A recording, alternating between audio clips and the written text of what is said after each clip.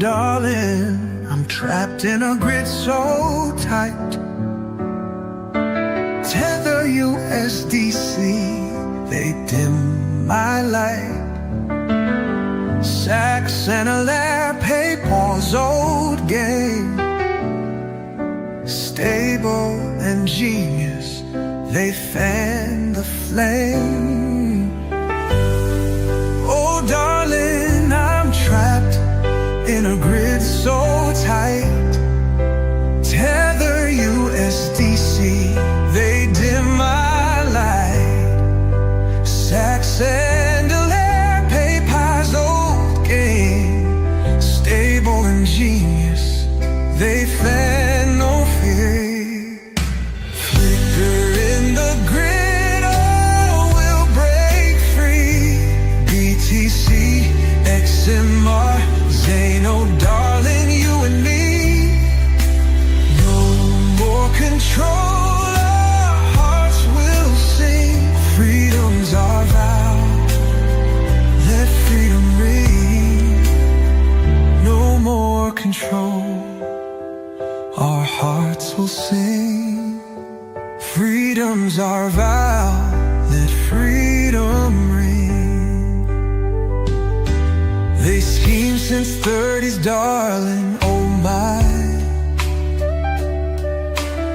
Energy credits, a dark lullaby. Social credits creep, IDs in view. Genius act past, Streeble's here too.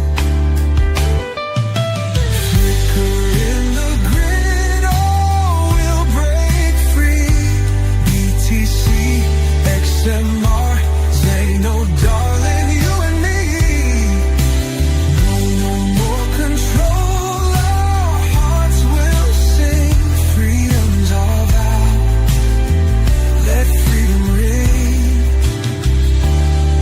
The screen's my cage, the dollar's a chain. Every move watched, it brings me pain.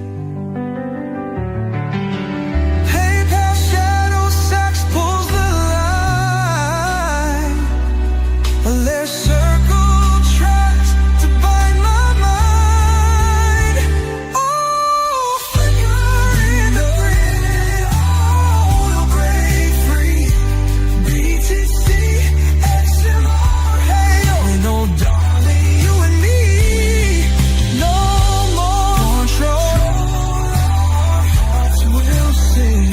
Freedom's our vow, and have no fear. Flicker in the grid, our love survives. We'll dance through the dark, keep hope alive. Rise up, our future's clear.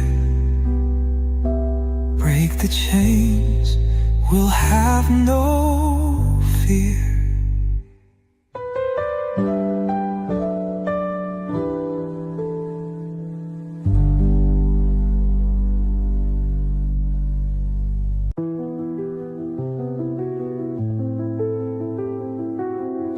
They've been feeding us these lies since the day that we were born. That we need them to protect us, that we can't survive alone. But baby, that's a fallacy, a chain around my mind. Been blinded by their promises, while freedom's been denied. Oh, critical thinking broke these chains, opened up my eyes to see the game. No need for rulers telling me my worth. I'm taking back the power that is mine by birth, yeah. This fallacious belief in their control has been weighing down my goddamn soul. But I'm free at last, breaking out of this is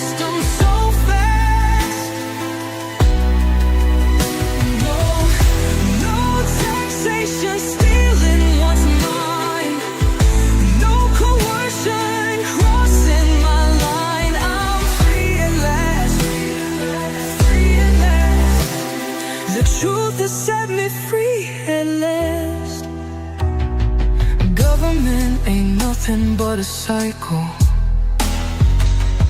heading toward tyranny.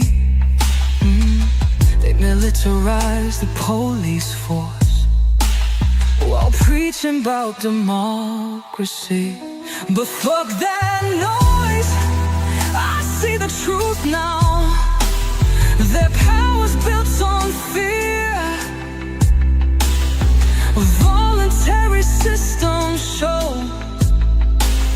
another way is here, yeah. Critical thinking broke these chains, opened up my eyes to see the game. No need for rulers telling me my worth. I'm taking back the power that is mine by birth, yeah. This fallacious belief in their control has been weighing down my goddamn soul. But I'm free at last, breaking out of their system fast.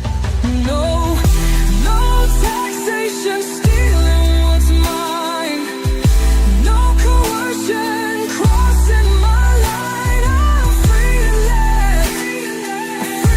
last, the truth has set me free at last. Free at last, this fallacious belief is gone. I'm finally free.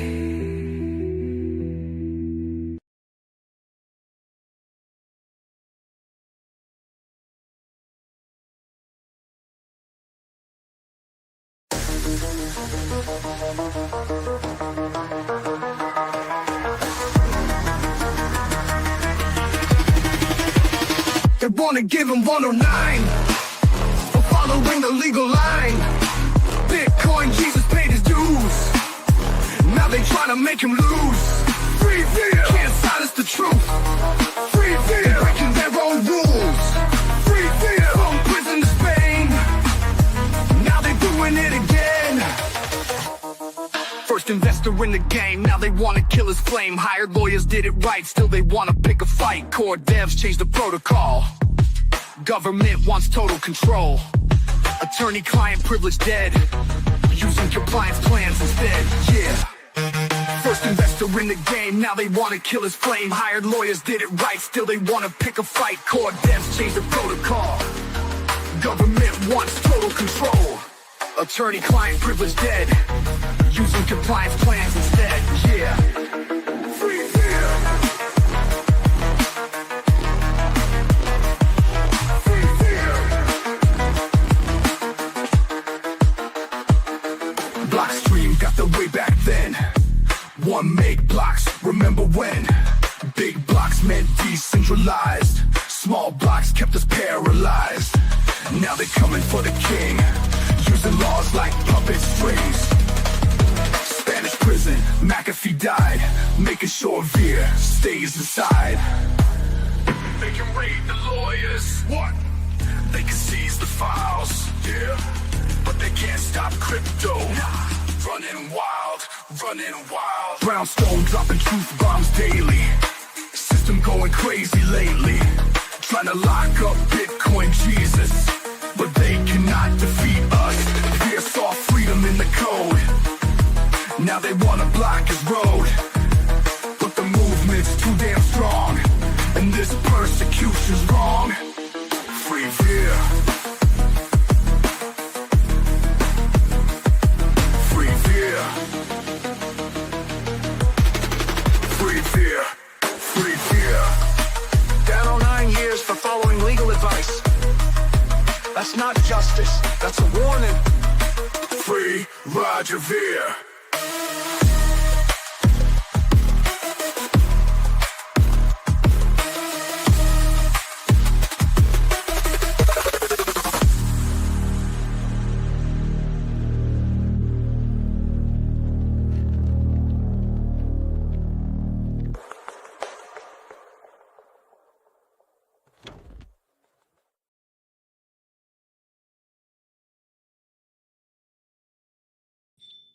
Okay, welcome back to the Aaron Day Show. This is season 2, episode 8, and we are continuing our Fast to Free Roger Ver series. This is day 2. Welcome back. Hopefully everybody can hear me. Hopefully, if not, somebody will put something in the comments.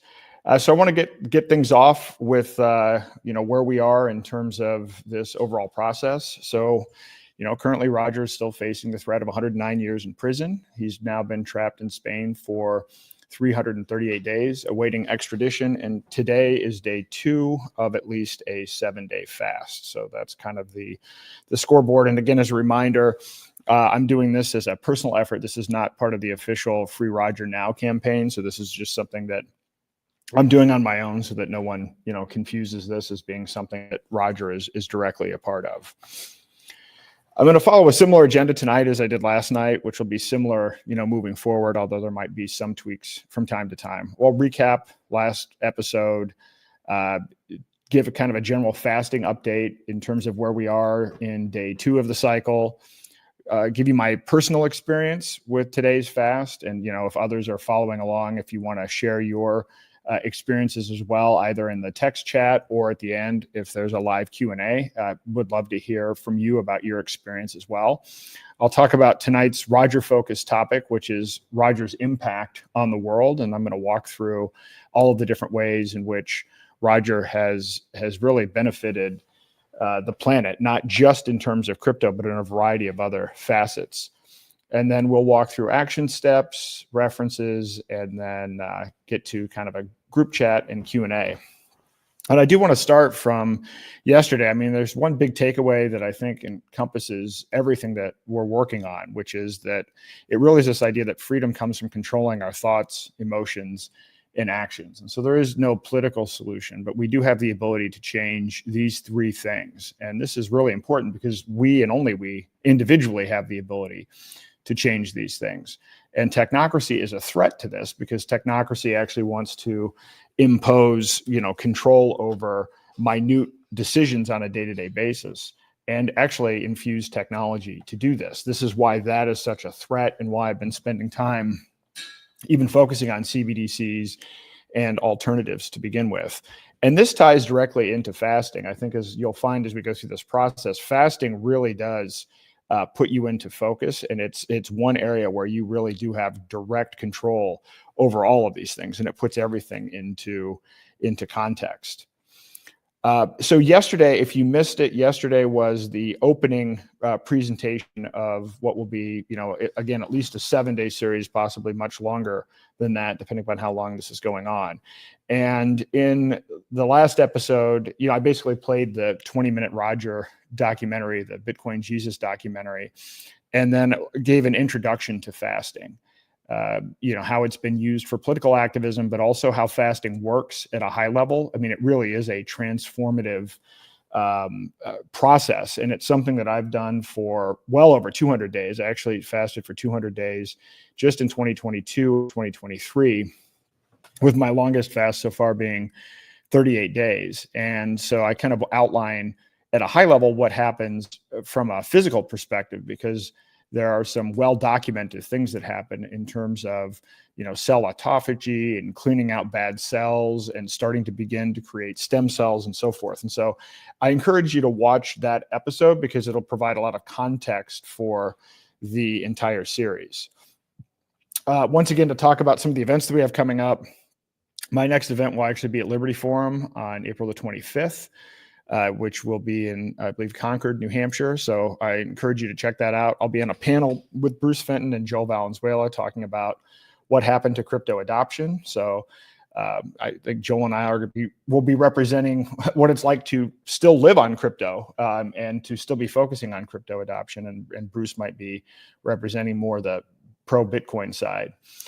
And then the next event following that is ETH Dam in Amsterdam, which I will be speaking at, which is going to be a great event and very much Liberty focused and not Ethereum focused. If you see ETH Dam in the name, if you see ETH in the name, don't assume that means it's all Ethereum. In fact, it couldn't be further from the truth. I know that Zeno is going to have a huge presence there as well. They'll be speaking. I'll be speaking. It's going to be a terrific, terrific event. And then right after that is going to be Roger's motion to dismiss hearing, which is going to be in LA on May the 12th at 1:30 p.m. And so as we get closer to the date, I'll maybe circulate or pin I wouldn't call it a formal invitation. It's not like I'm inviting people to it, but to give people some of the specifics on what to expect. But I would encourage you to book refundable tickets and refundable hotels. Hopefully this hearing will never happen and, Trump will pardon Roger or the case will be dropped. But even if that doesn't happen, either the prosecution could change something, change the date, or the defense, or the court itself, or it's in LA, there could be an earthquake, and who knows. So this thing's already been changed a couple of times. So, plan accordingly. And then PorkFest is coming up June the 16th to the 22nd. I'll be co-hosting a tent with Doug Tuman and Mineratopia. So it's going to be 7 days of real hands-on, discussion about privacy coins and the application of privacy coins and, related speakers. There is a 10% discount code. So if you use the code DAYLIGHT, you can get 10% off your tickets. And that's at, I believe, porkfest.com or porkfest.org. I can't remember which.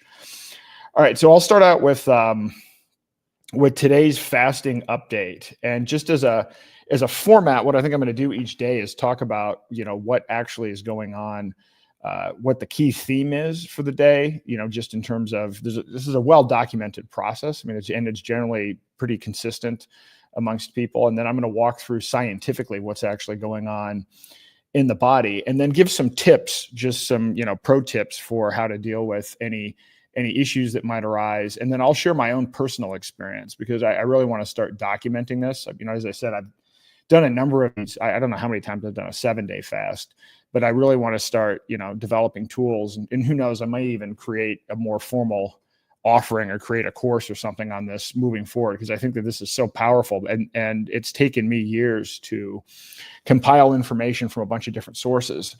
And one area where I think that there's huge advantage is if you actually get groups of people engaging in the fast at the same time. Because you think about these political activism, fasts. Well, you have Gandhi, you have Cesar Chavez, you have these people that are engaging these fasts, but it's usually one person doing the fast, and then other people kind of looking to that. But I think there's actually more power in a group of people, and in fact, a group of people that can then interact in a fasted state.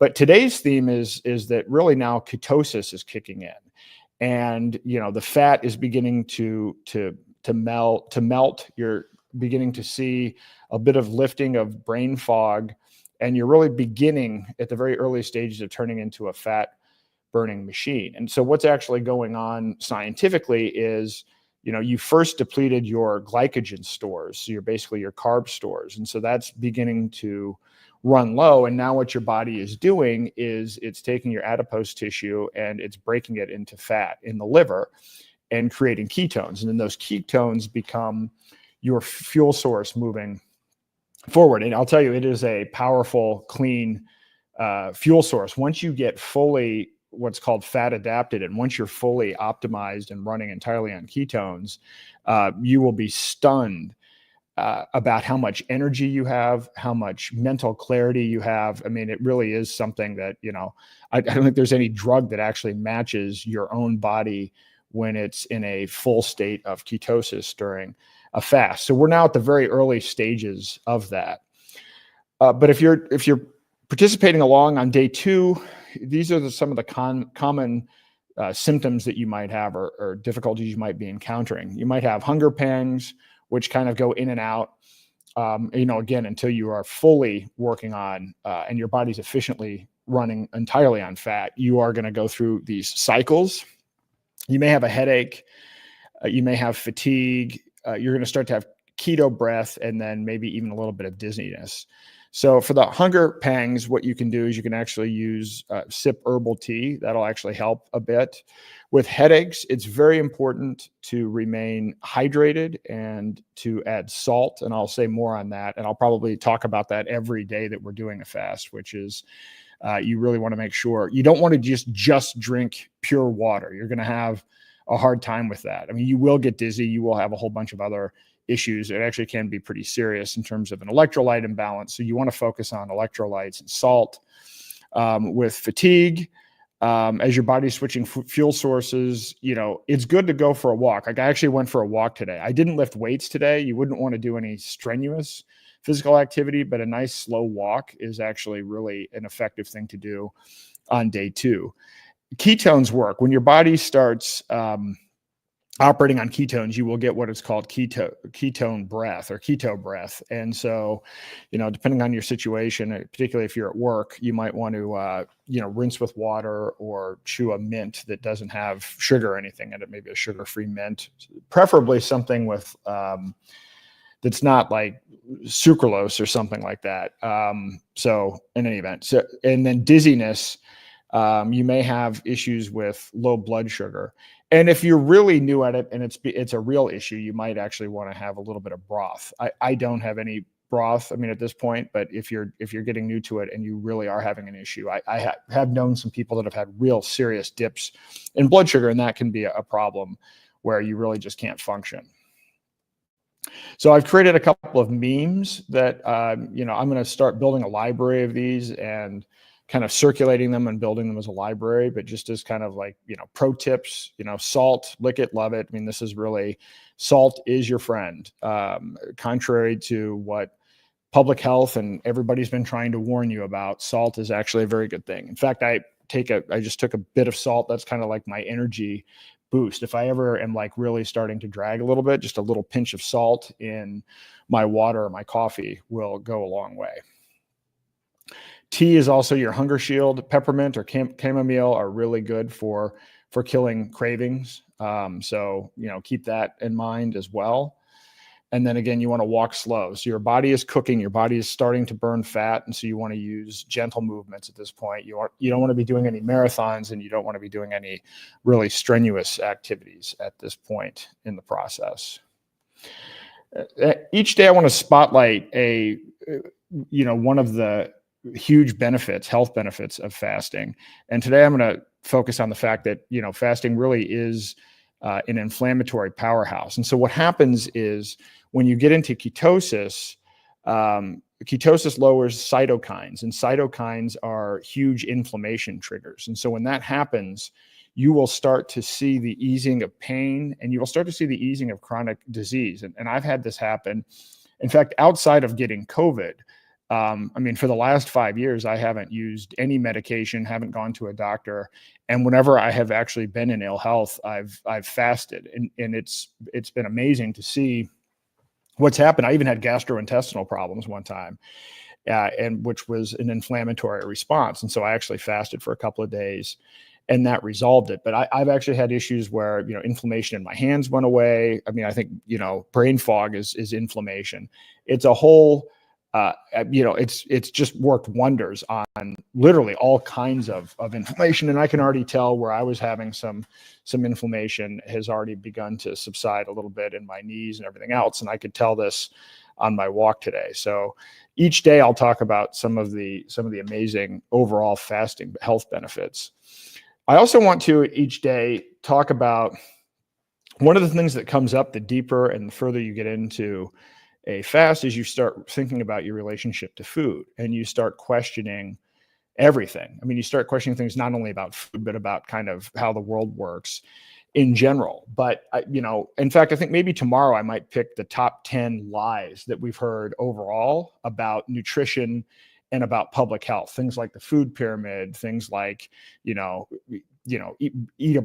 breakfast is the most important meal of the day. Once you start digging through these things that have been just drilled into our head through marketing or in health textbooks, and then you actually start examining them during your own experience while you're not eating food, what you'll find when you do the research is, in actuality, it's all bullshit, and there was no scientific basis for it. Usually there's some other reason for it, and it was either financially motivated, or it was marketing, or it was propaganda. So we'll go through that. But one of the most common is this idea is eating 3 meals a day necessary?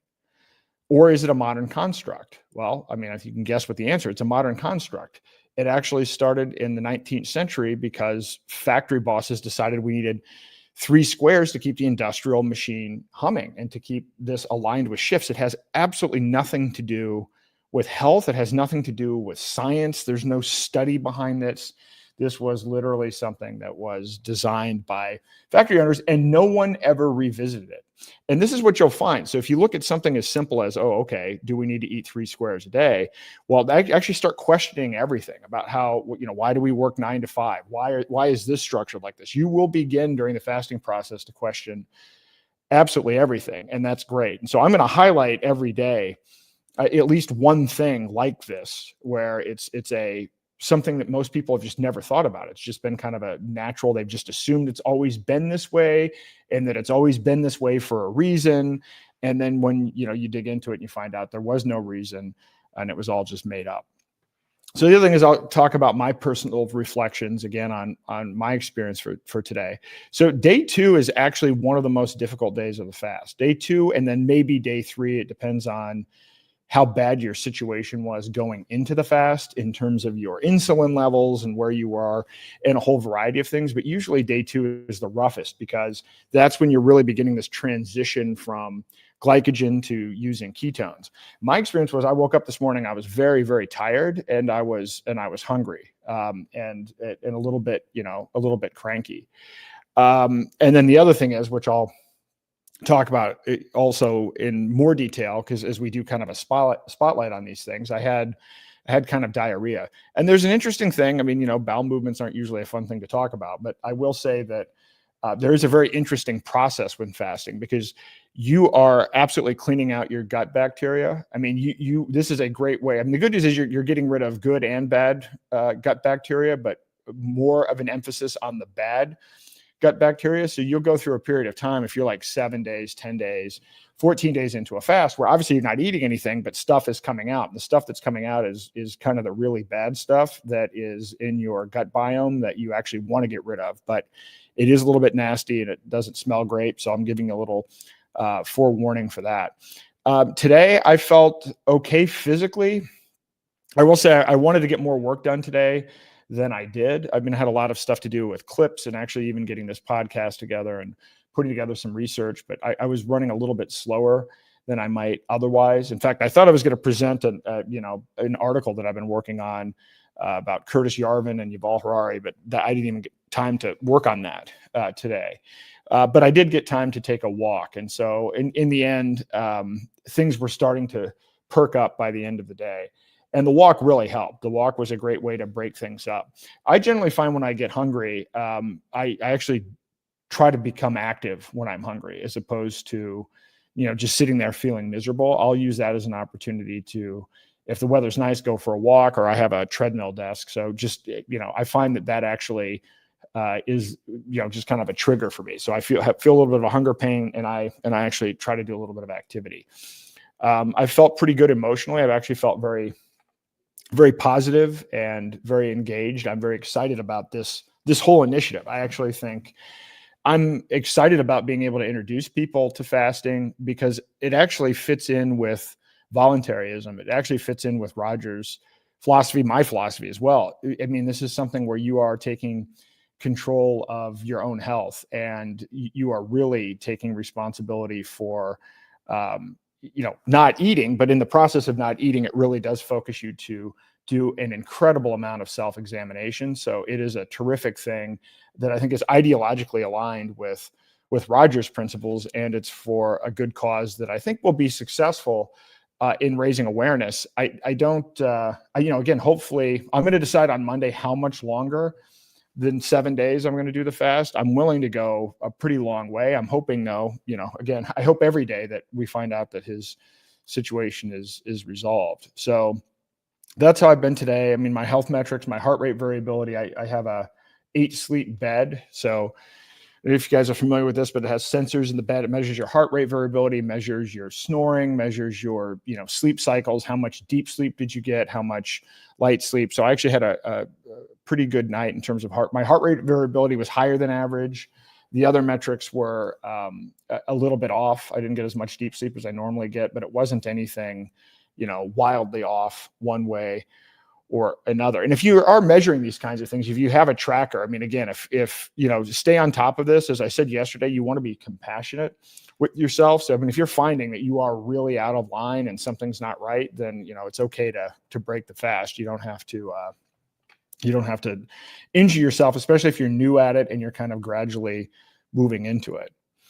I'm going to reiterate my reflections for yesterday, which is you want to get electrolyte powder. I recommend Dr. Berg's electrolyte powder because it has potassium, and you want to do salt and coffee and then tea as well. Chamomile and peppermint are good as well. I'm not as much of a tea person, so I actually stick with coffee, but it is recommended. And if you are a tea drinker, that will help.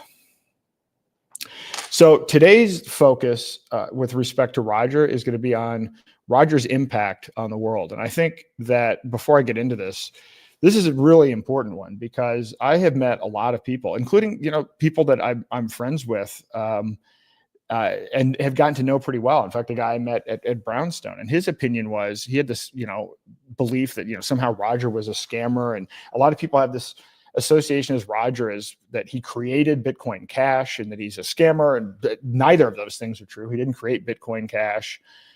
He only decided to pick Bitcoin Cash over the other fork when he actually saw the censorship and propaganda and realized, well, there's probably something nefarious going on here. So he didn't create Bitcoin Cash. He didn't create a scam, but the propaganda and censorship is so great that most people have never heard any of what I'm about to go through today in terms of what his impact has been on the world in crypto and beyond. So I do want to share that, and I hope people can get an understanding of this.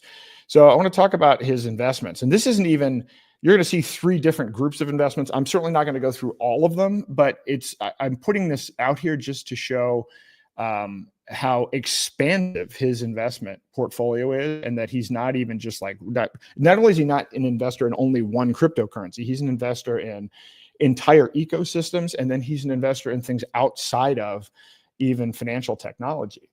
But it's important to know how much of a pioneering investor he was in crypto and in Bitcoin in particular. He was really the first retailer to take Bitcoin through his own company, Memory Dealers. And then he actually started buying ads on Free Talk Live and started promoting Bitcoin to people, just promoting the idea of Bitcoin. He's actually spending his own money to get the word out about Bitcoin. And then he was the first ever investor in the Bitcoin ecosystem. So there was no venture capital firms, and you'll hear me complain about this a lot, have had nothing to do with the creation of Bitcoin in the early days. And I would argue most of what they've done in the latter part have been scams. And in fact, if you look at that, I mean, when we had ICOs and DeFi and everything else, I mean, they weren't early and they weren't innovative. They've mostly been involved with things that have turned out to be high profile scams where they were able to get in early and they dumped on retail, but they didn't really invest in any core technologies. Roger invested in Bitcoin.com. He invested in BitPay, which was the major payment processor. He invested in blockchain.com, which is a huge crypto trading platform. He invested in Purse.io, which was a phenomenal service that I used to use that allows you to purchase things through Amazon using Bitcoin and then later Bitcoin Cash. And then a whole variety of these other companies. And again, I'm not going to go through all of them, but he was actually the first investor in Ripple when it was only one guy. And so, I mean, that was basically him. The guy came up with the idea for Ripple, came to Roger. Roger invested in it, and he was the number 2 guy at Ripple. So, and this is a partial list. I mean, I know he's involved in Zeno. He's involved in, I think he's involved in Zcash and multiple other privacy coins. And so he's been very consistent about his ideology, which is he believes in free markets and he believes in choice and experimentation. And so he has invested in a variety of different things with always the end goal of facilitating peer-to-peer digital cash so that people can use digital money outside of these control systems. I also wasn't even aware of this until this whole process came about with his arrest and all this other stuff. He's invested in a whole bunch of biotech companies too. So there's a list there of 7 different biotech companies that do all kinds of different things, diagnostics and things related to cancer and a variety of other different diseases. And so, not going to go through them, but just to say, I mean, he's actually a prolific investor in a variety of different areas. And then he has some really interesting areas that are kind of outside of the box. He's invested in Free Society, Pronomus Capital, Ship.com. So a lot of these are, kind of alternative governance structures. And so investing in and exploring different ways for people to organize outside of the authoritarian governmental systems that we have right now. And so it's fascinating. And he's invested in Draper and Associates. Tim Draper is I don't like most VCs, but Tim Draper is an OG in the VC world. And so he's an investor there as well. So again, it's prolific and it's ongoing. I mean, he's never stopped. I mean, some people, it's amazing to me when I go to these conferences and they've never heard of Roger before, or other people that are like, oh, well, he was just the Bitcoin Cash guy. It's like that is actually such a small part of his entire investment strategy. And his investment strategy is not something that's in the past. It's very much active and ongoing. Roger is also a huge champion of liberty outside of investments and for-profit areas. Roger was the largest single donor to Ross Ulbricht's legal campaign.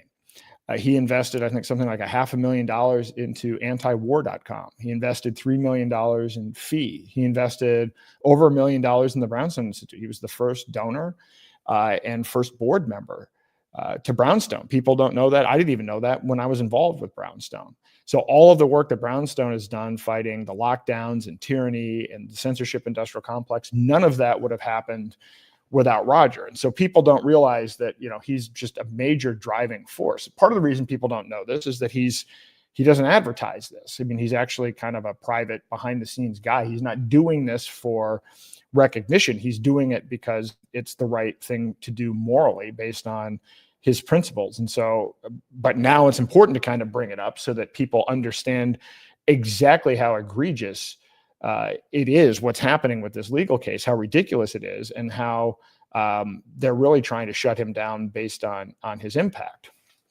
He's also certainly a thought leader in the crypto space and in the digital currency space and other spaces. And this is a partial list. I mean, there's some movies and books that he's been included in. He's certainly been on all the mainstream kind of news stations back in the day at the very early development of Bitcoin, because again, he was the first investor in the ecosystem. And of course, he wrote with Steve Patterson, Hijacking Bitcoin, which, when he's finally free, it'll be nice to see what happens when that book kind of gets into the public, because he was only starting to announce it. I mean, he was on my podcast and some other small podcasts, but just an absolutely brilliant book that with ironclad research and citations that show what happened with Bitcoin being kind of morphed from digital cash that people use outside of central banks to this new hijacked digital gold narrative. It's a phenomenal book, and I hope everyone reads it.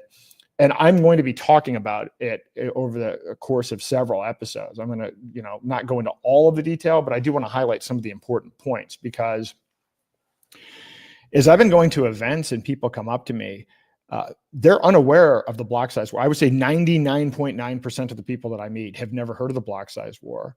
They'd never heard of the fact that people used to use Bitcoin to buy things. They don't know Overstock and Microsoft used to accept Bitcoin. They know none of the history. I mean, I'll meet people that are like, oh yeah, I'm an OG. I got involved in Bitcoin in 2021, or I got involved in 2017. They don't know anything about this. And so all they've heard is the Michael Saylor and basically what is now, pushed through propaganda and on TV. And I think it's important for people to know this. I'm not trying to, create an inflammatory situation. Although when I put this information out, there aren't likely many Bitcoin maxis that are going to see it because they've all blocked me. So that's not too much of a concern. But in any event, now that governments are pushing these strategic reserves at the national level and the state level, I think it's really important that people understand what's going on. To me, I don't think Trump knows what's going on. I don't think RFK Jr. knows what's going on. I know he became a big advocate of Bitcoin at the Bitcoin conference last year. I don't think that they're doing this maliciously, because when I look at it, how would they have known the alternative opinion? No one has been talking about this except Roger, and Roger was literally silenced the minute it came out. So it would be a fluke for anyone in Trump's orbit to actually find out about this information based on the way that it's been suppressed. I've tried to do my part to get the information out, but I mean, I have a limited audience. And, again, a lot of you listening to this have already heard all of this, but when I go and talk, when I do presentations, when I travel around the country, most of the people that I'm talking to are not, already converted or even involved with crypto. So it is really eye-opening. I actually gave G. Edward Griffin a copy of Hijacking Bitcoin, and I talked about hijacking Bitcoin at the Red Pill Expo, and just a lot of other really interesting, health freedom events where there's almost no intersection between crypto and health freedom. It's actually kind of interesting, where you'd think there would be a natural alignment, but yet it really hasn't permeated that much. So again, he's a thought leader, and I think it would be great for people to really start to understand these things. He's also a great humanitarian. And I want to say, again, a lot of the stuff I didn't know about Roger. I mean, it's not like I'm best friends with Roger. I saw Roger speak at a conference 13 years ago. That's what got me into this. I mean, I've certainly talked more to Roger kind of after all of this than even before. So I didn't even know most of this, but a lot of the stuff is done behind the scenes. He's also a great humanitarian who has helped countless people that were in distressed situations, either personally, or he's also helped a lot of people, like I mentioned before, Ross Ulbricht, people who are targeted unjustly by the government. And it's all behind the scenes. So I'm going to play a video of just some of the people that Roger has directly helped from a humanitarian perspective.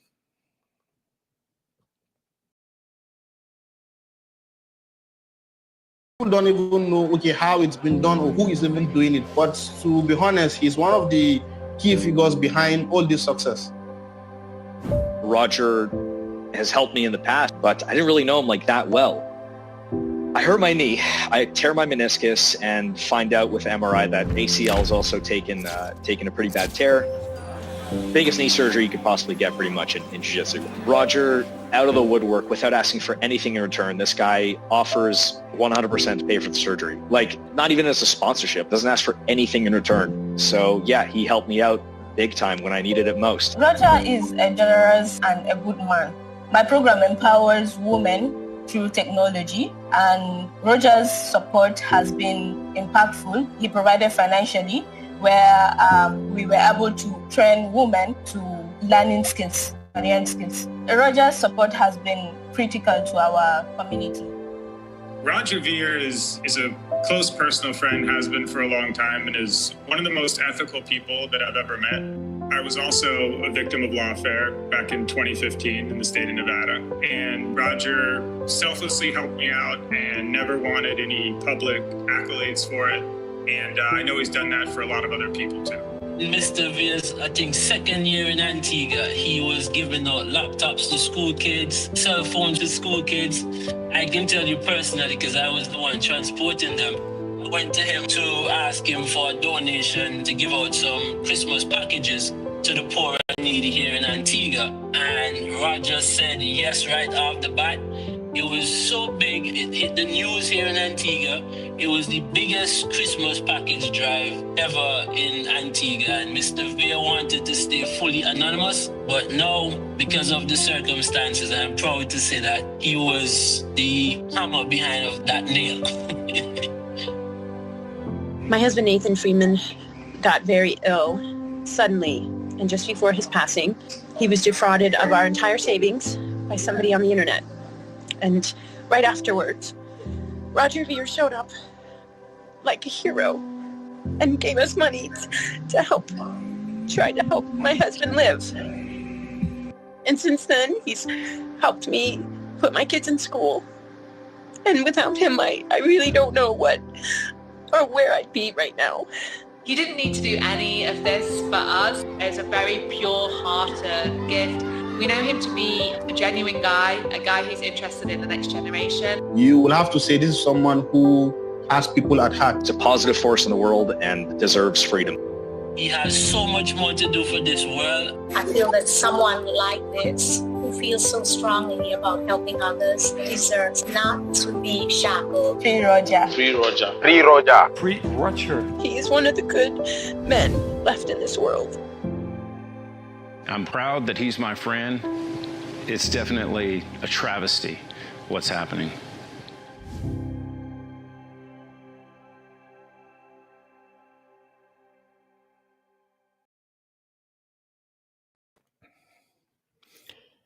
And, you know, and I've met some of those people, and that isn't even, again, all of it. And so most people are completely unaware of any of this. And I wasn't aware of any of it until, you know, some of it, you know, most of it's brand new to me, but I've run into a couple of these people at conferences, and it's just amazing. You know, one of the guys there actually interviewed me. I was at Mineratopia, and I'm like, he was interviewing me about the Free Roger thing.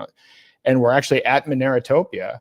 And he's like, oh, yeah, you know, Roger helped fund, you know, a project to rebuild a roof for a senior citizen center that was like within walking distance of the event venue. It's just this complete random thing. And it's all over the world. It's in Africa. It's in countries everywhere. And so with no recognition or no kind of rhyme or reason to it, he's just very, very generous and helpful.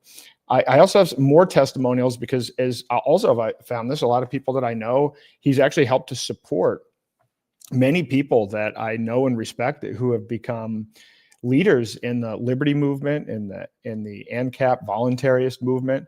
You know, Roger actually supported a lot of them very early on, and I didn't know that either. So I'm going to play a series of clips from some other folks as well.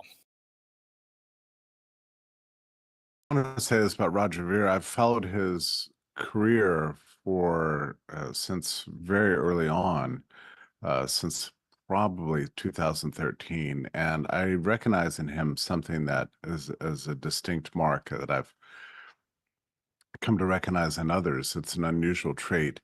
He's an idealist and a humanitarian above all else. He got infected by the idea of human liberty and universal emancipation, prosperity, and peace. And he got there by reading the books of Henry Hazlitt and Frederick Bastiat, a voracious reader and scholar, and came to adopt these ideals. And my read on his career and his life has been to pursue those ideals above all else. That's what he longs for. That makes him a very unusual person. It's very unusual to find an entrepreneur and a business person who is deeply, deeply principled and motivated primarily by those principles alone. I can recognize it in some people, and Roger definitely has that gift and that longing, and it's a very beautiful thing. So that's my tribute to Roger Ver, who I think is a great man. Thank you. Hello, it's Joel Valenzuela. I've been in the crypto space for about 12 or 13 years, been living entirely off of crypto for the last almost 10 years. And a lot of this is because of the inspiration of Roger Ver and what he's been able to do to not only kickstart the crypto ecosystem into something that is actually usable for people like me. I rely on a lot of tools and things that he helped kind of usher forward and build, but also as crypto sort of turned into this technology where a lot of people just seek profit and government approval and things like that. Roger's been a constant North Star for why we should really be here, for peer-to-peer cash, for uncensorable money, for human freedom and the benefit of everyone. And without him in this space influencing it the way he was, I really think that we in the crypto space, but also we as humans on this planet, would be in a very much worse spot. It's really hard to overstate Roger Ver's positive impact on the space. Free Roger Ver, one of the best people I know. The man has funded surgeries. He has done things for people behind the scenes that people don't even know about. He's the most charitable individual I know. He's funded so many crypto projects, it's just unreal. Just an all-around good human being. I really can't say enough about the guy. He essentially was giving a speech about Waco and how the ATF burned 70, 80 women and children alive. Did you ever see the movie Patriot with Mel Gibson? Yeah. Remember the scene where they burned a bunch of people alive in a church? That's literally what happens in real life. The ATF and the FBI burned a church of Seventh-day Adventists alive. Women, children, men, the whole thing. And then they stood on top of the charred remains of the bodies and took pictures. You just can't make this shit up. The government is just evil. But Roger was talking about this at a campaign event, and there was an ATF agent in the audience, and they held a grudge because of this. And Roger happened to be selling fireworks on eBay. And he wasn't the only one, but he was the only one who was ever charged. They just needed something. They charged him with some obscure law about moving explosives by mail or something like that. Sent him to federal prison. Does time, comes out, and he's like, they're after my ass. I gotta get out of here. If they can do that to me, what can't they do to me? Renounces his citizenship. He goes out of the country. A bunch of lawyers to file all of his exit documents, his tax returns, the whole nine. He goes, lives his life, starts a bunch of companies, very successful, kills it, promotes all these ideas, very charitable. 10 years later, the government comes back and says, hey, remember when you left? You didn't pay enough. You got the number wrong. So for that, we're going to give you 109 years in prison. By the way, this is right after he wrote a book called Hijacking Bitcoin. And what it does is in the book, Rogers, they call him Bitcoin Jesus because he was always the premier promoter of Satoshi's version of Bitcoin. And he wrote this book, Hijacking Bitcoin, where he exposes the government's role in keeping blocks small. And they did that because they knew that if it was not usable as a medium of exchange, it would not be a threat to the US dollar's monopoly. It would not be a threat to the banking cartel's monopoly on the issuance of currency. So Roger wrote this book exposing their role, crippling Bitcoin, hijacking Bitcoin. And as soon as he does it, they're just like 109 years. Hey, it's John Bush with Live Free Academy. I wanted to give a quick shout out to Roger Ver and just share a bit about the impact he has had on me. He's just, I was in the Bitcoin space, started in 2012 and then more heavily in 2013. And it was always cool because back then, of course, it was all about freedom and peer-to-peer electronic cash for the world and upsetting the Federal Reserve and ending the wars.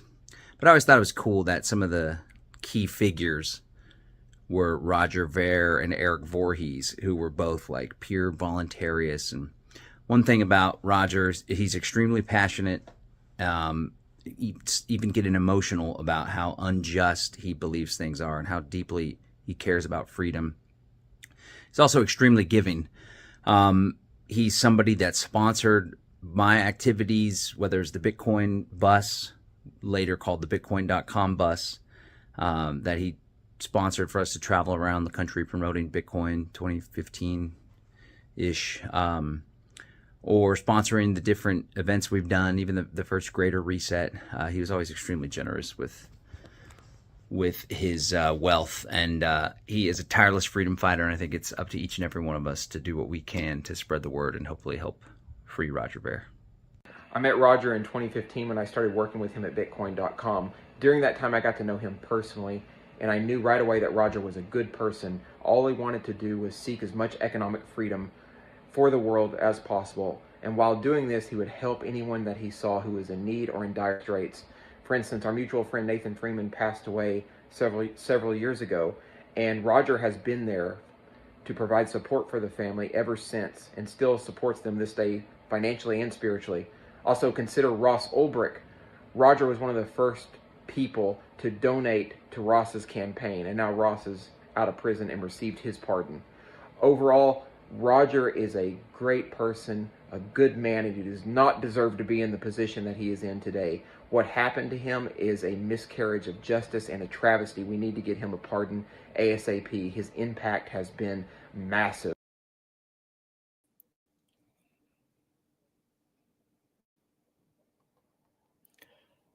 So there you have it. I mean, that is a sampling, and those are all rock stars as far as I'm concerned. And I'm very grateful that for the five of them for actually sharing those clips, because I have a lot of respect for every single one of those guys. That was Sterling Lujan at the end. If you didn't notice, he didn't say his name, but when I clip this, obviously I'll put the names on there. But he is I've had him on my show. He is really at the absolute cutting edge of network states. I have tremendous amount of respect for him as an author and for all of the activities that he's working on. Hopefully he'll be at PorcFest.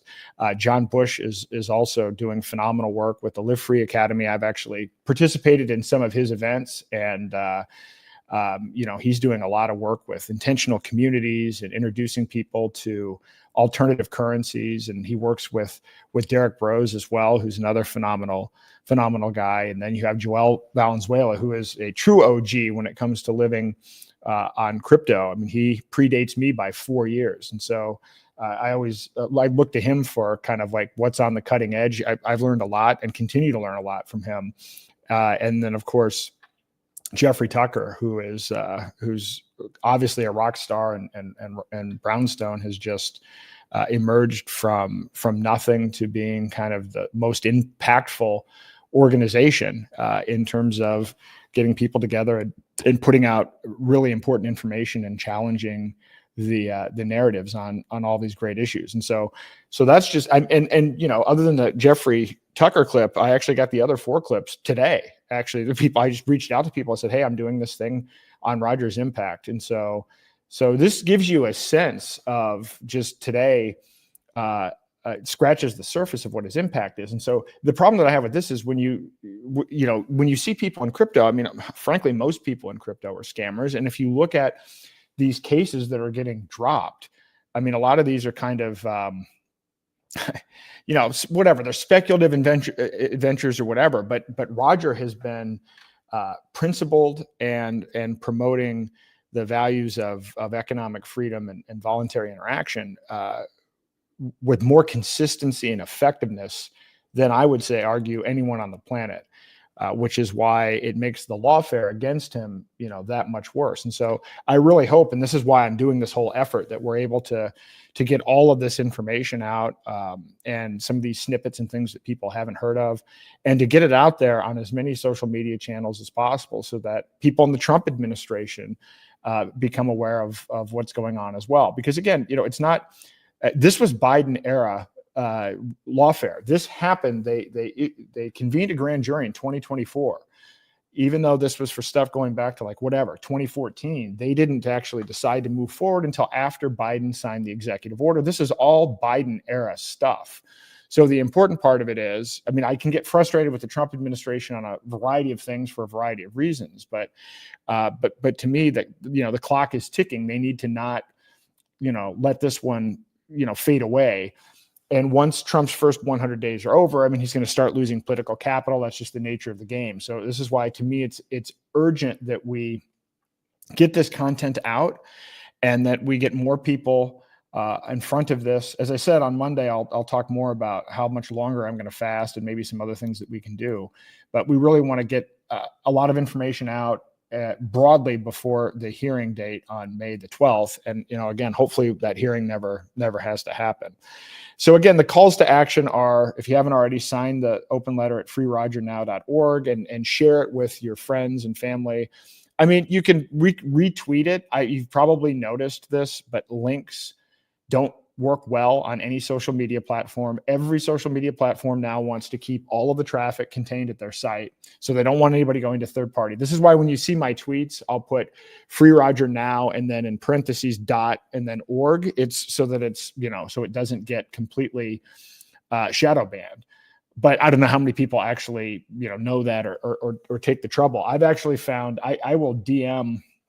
I mean, over the months, I've actually DM'd a lot of people and reached out to people in groups on Signal and Telegram, just because, if you post something on social media, maybe 1 or 2% of your followers will find it. I actually talked to a guy that started a company called Pickaxe, which is an alternative social media company. And he said that it's his understanding that Facebook actually has a cap of 3%. So you on Facebook cannot reach more than 3% of your followers. You now would have to actually pay to buy ads to boost the post, your own post, to your own audience. So we really are kind of fighting an uphill battle here.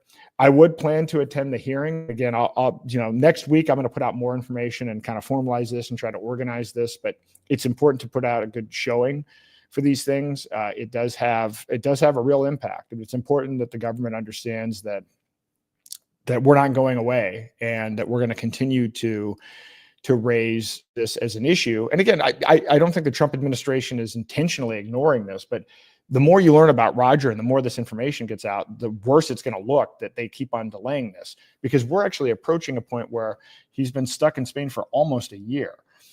I recommend that if you can, join the fast. And what I might do if I expand this out is, I'm not trying to raise any money, but what I would like to do is get people to to indicate how long they fasted for, and maybe put together a counter, and maybe we can build some momentum around total number of days fasted. Please share this podcast and other related content. In fact, if you could even do that now, I've been shadow banned the last couple of weeks. Like my traffic's down 80, 90%. And you can create and share your own content, and you can do whatever you want with my content. I mean, this is not, I'm not selling this. I'm not monetizing this. There are no sponsors, but the whole reason I'm doing this is to get this information out. So by all means, use my content, share your own content. If you've got content you want me to share or include in these presentations, I'm happy to do that as well. And then lastly, participate in the live Q&A, which is going to come up next. I don't know if anyone's going to participate tonight. I hope I am is going to. I haven't talked to him. I've got Withdraw. I haven't talked to him in weeks, it seems like, because we've both been traveling or whatever. I normally do this podcast on Thursday, and now I'm doing it every day as part of this fast. I mean, I'm realizing, Monday's not a great day. I picked Thursday for a reason, and these other days are, less than. But if you can like and share. But what I found, I was doing AI clips of the podcast from last night, and I had Dan O'Neill on, and I don't know if he's going to be able to make it tonight or not, but Dan has lost over 100 pounds fasting. And so he was sharing his story and his experience, and actually his clip and his kind of testimonial through the Q&A was actually the number one clip based on how the AI ranks it based on, a variety of different dimensions. So it turns out the conversation part of it, particularly because it's authentic, there's no scripting, it's just people having a genuine conversation. Some of that content is the best content, and I'll make clips of that, and I'll share those clips on X and Facebook and Instagram and TikTok and LinkedIn. So everything that happens here, I've got queued up into a system. So I'm just trying to get this information out. So I would really encourage you to participate, particularly if it's to talk about or share something related to Roger, or if you're participating in the fast, or if you have questions about the fast, and one of the things that's going to come out of this, like I said, I'm in day 2 of the fast, but 2 days from now, I'm going to have like 10 times the amount of energy right now. Like it truly, when I wasn't joking yesterday, when I said that, like if I were to do this fast for a month, I would do a year's worth of content in 1 month, because that's just how fasting works. That's what happens when your brain starts fully operating on ketones. You have energy, you have mental clarity. And one of the things that comes out of this fasting is you really start questioning everything. So I want to have questions, like this idea of, all right, three meals a day, or the idea that breakfast is the most important meal. Every day I'm going to bring up topics like that. And hopefully that'll spur on other conversations, because I think that's one of the benefits of fasting, is that it wakes people up to the reality that most of what we've been taught, most of what we've been programmed is bullshit. And so I think those are the kinds of conversations that, if we have them, will be very, very informative. So with that said, I think if anybody wants to pop in, I'm going to share the StreamYard link right now. If anybody wants to pop in, I'll add you to the stage, and we can have a discussion about any of this material, or any other related material, or technocracy related CBDCs. Again, initial fasting references. I'll compile over the duration of the fast a whole long list, but Dr. Berg, Dr. Alan Goldhammer, and Dave Osprey are probably the biggest ones. And, it's mind blowing when you look at Goldhammer, because he's been operating these clinics that do 40-day monitored fasts, and just some of the results they've had in terms of, stage 4 cancers that go away, blood pressure, diabetes, the whole 9 yards. It's remarkable. I really am of the opinion fasting is kind of the biggest threat to big pharma and the healthcare industrial complex. I don't care about what Maha is going to do to, collect more data about the existing broken system. I mean, like literally people fasting and getting out of the way and letting their own body heal will probably do more value than what they could do. So with that, I'm happy to make this an open discussion. And if anybody has any comments, if you want to share the comments as well. I see here, you should look up Dr. Jack Cruz. Turns out it's all about the light. He's a big blockchain enthusiast. Yeah, I've been watching a lot of his stuff recently. I mean, I think he is a Bitcoin maxi. Hopefully, he can be convinced around that. But he's in El Salvador. But I've watched some of his stuff, and yeah, he's been spending a lot of focus on light, and I agree with him on light. I've noticed, if I'm out in the sun, it's a game changer. I used to think that it was the actual walking that made the difference. But if I walk on my treadmill, it has, no impact. But if I walk outside, it makes all of the difference in the world. I mean, it's just a night and day, and the sun. And I've seen some of the memes that he's put out there where it just shows, the relationship between, the amount of light you're getting and how hungry you are. So if you're out in a lot of sunlight, you're actually not going to be as hungry as you might otherwise be.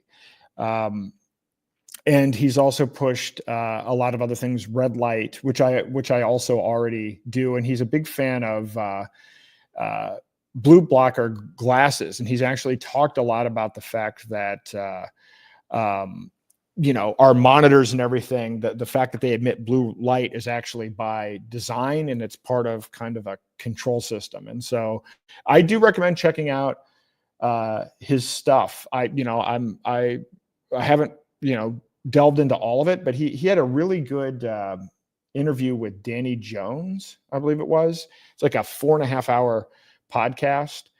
Danny Jones has some really interesting guests, but I recommend that you check that out as well. And he also was on Danny Jones with Callie Means and tore apart Callie Means. This was before RFK was selected as HHS. I see in here, I'm planning to try a 4-day fast in the near future, but I'm in Colombia and it's more difficult to source the electrolyte powder. Yeah, I mean, I can imagine that is the case. I don't know if Amazon is an option, but the electrolyte stuff is key. Although salt is actually the most important. You could probably do a smaller fast with just salt without all the electrolytes. What's fascinating, and I learned this from Dr. Berg, is we all have a massive potassium deficiency. And mostly if you have cramps or something, somebody says, oh, eat a banana. But when you look at a banana has very little potassium in terms of, even relative to what your daily recommended amount is. Not that I treat the FDA allowances with a lot of credibility, but you have to eat a number of bananas just to hit what the threshold is. So most people are not getting the right amount of potassium. So that is the real advantage to the electrolytes, is to make sure you don't run into any of those kinds of issues with cramping or whatever. But salt, I've done fasts that are just water only, and I wouldn't do it again. I think I was just kind of pushing the envelope and just kind of testing where I could go. Because, for those that are new listening to this, I didn't just do a 38-day fast. I started with a 1-day fast, and then I did a 2-day fast, a 3-day fast. And so I built up to it and started to get familiar with it. I will say this, now having AI, as I'm going through and even preparing this, I'm kind of like reviewing what I've already done in the past, and then using AI to kind of augment, explaining to me what was actually going on in more granular detail scientifically. It's really going to help me put out not only better materials, but it's going to help me improve my fasts. Just as an aside, when I did the 38-day fast, I was intending to do a 40-day fast. And the reason that I stopped was because of my teeth. What happens is you need so much water. I got to the point where my mouth was so dry, and the taste in my mouth, because of the ketones, because when you're in ketosis, you produce, that's one thing.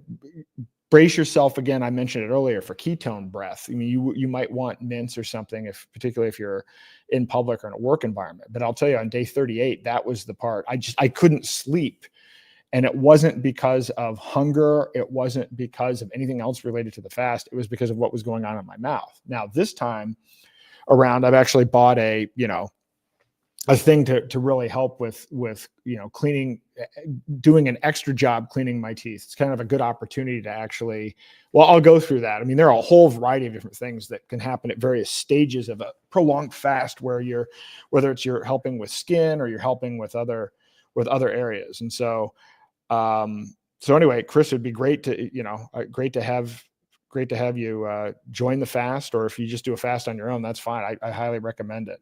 And I hope you can get electrolytes. I see Dan is here. Hey, Dan. You're muted. Hey, Aaron, how you doing tonight? Good. How are you? Good, good. I'm guessing that you didn't get vaccinated so you can get your Krispy Kreme donuts. I did not, fortunately. And 2020 was wild, especially from a health point of view. Oh yeah, well, I mean, there's no doubt about that.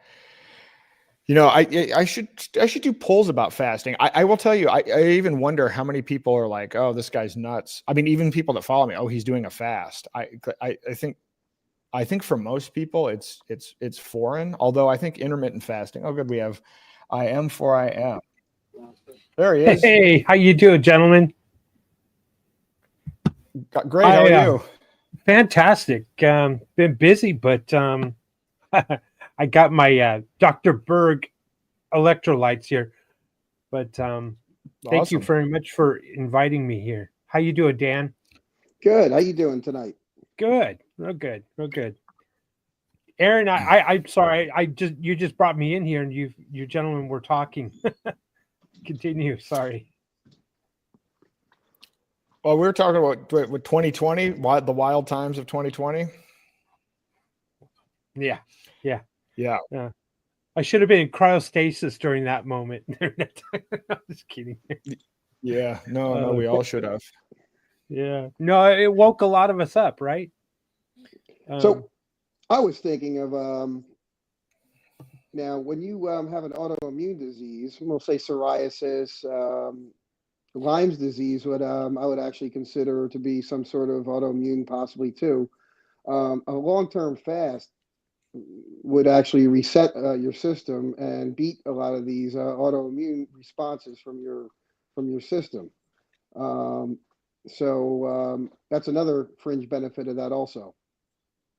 Well, as I said in one of the slides today, one of the benefits of getting into ketosis is that it actually stops inflammation, because it really stops the cytokines, which are what trigger inflammation. So that's actually something that starts pretty early in the fasting process. And then the longer you're in it, I mean, there have been examples, and I even showed my kind of before and after the last time I did a fast, and I wasn't even paying attention to my skin, but it was like the pictures, the before pictures from 2016 and the after pictures from like 2023. And it was like my skin was 10 times better, and I wasn't even focusing on my skin. So it's absolutely true that it helps with skin. It helps with teeth.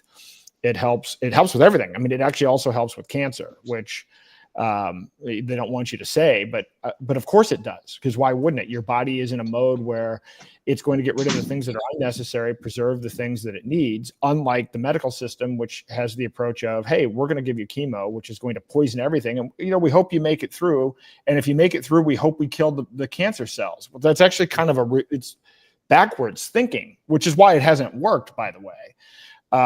But I suspect, and I think we all probably suspect, that that's by design. There's a lot of money in chemo. That reminds me, I know a while ago, I used AI to give me a table of all of the different brands of chemo and all of the different, which big pharma company was behind it and how much money it was. And I'll tell you what, that's an eye opener, because you don't hear about that, right? You hear about, well, this drug is this drug is that, but you don't hear about chemo, even though as big as cancer is in terms of an expense, it turns out there are a ton of different drug companies behind it, and they're making billions of dollars every year. Yeah. Having been on keto for off and on for several years and getting into ketosis, it's amazing what it can do for the brain fog. And all the other benefits that you talk about, Aaron. And by the way, I really commend you what you're doing here as a protest fast for Roger. That is an amazing thing, and for you to be on here every night talking about it and bring it, to our upfront consciousness of what he's going through. I really commend your efforts here. I think they're it's the right thing to do. And it's kind of funny too, because I was just having a walk with my wife. We like to walk the dogs and in these trails that are close to the house, and I said, I need to go back onto a fast, kind of clean myself out, get back onto either some kind of keto or carnivore diet or some kind of mix like that, and clear the brain and just get back to a healthier lifestyle again. Because I've noticed the difference from this past year. And it's funny, you are doing this, and I was just having that conversation with my wife last week, who, by the way, is a cancer survivor, and went through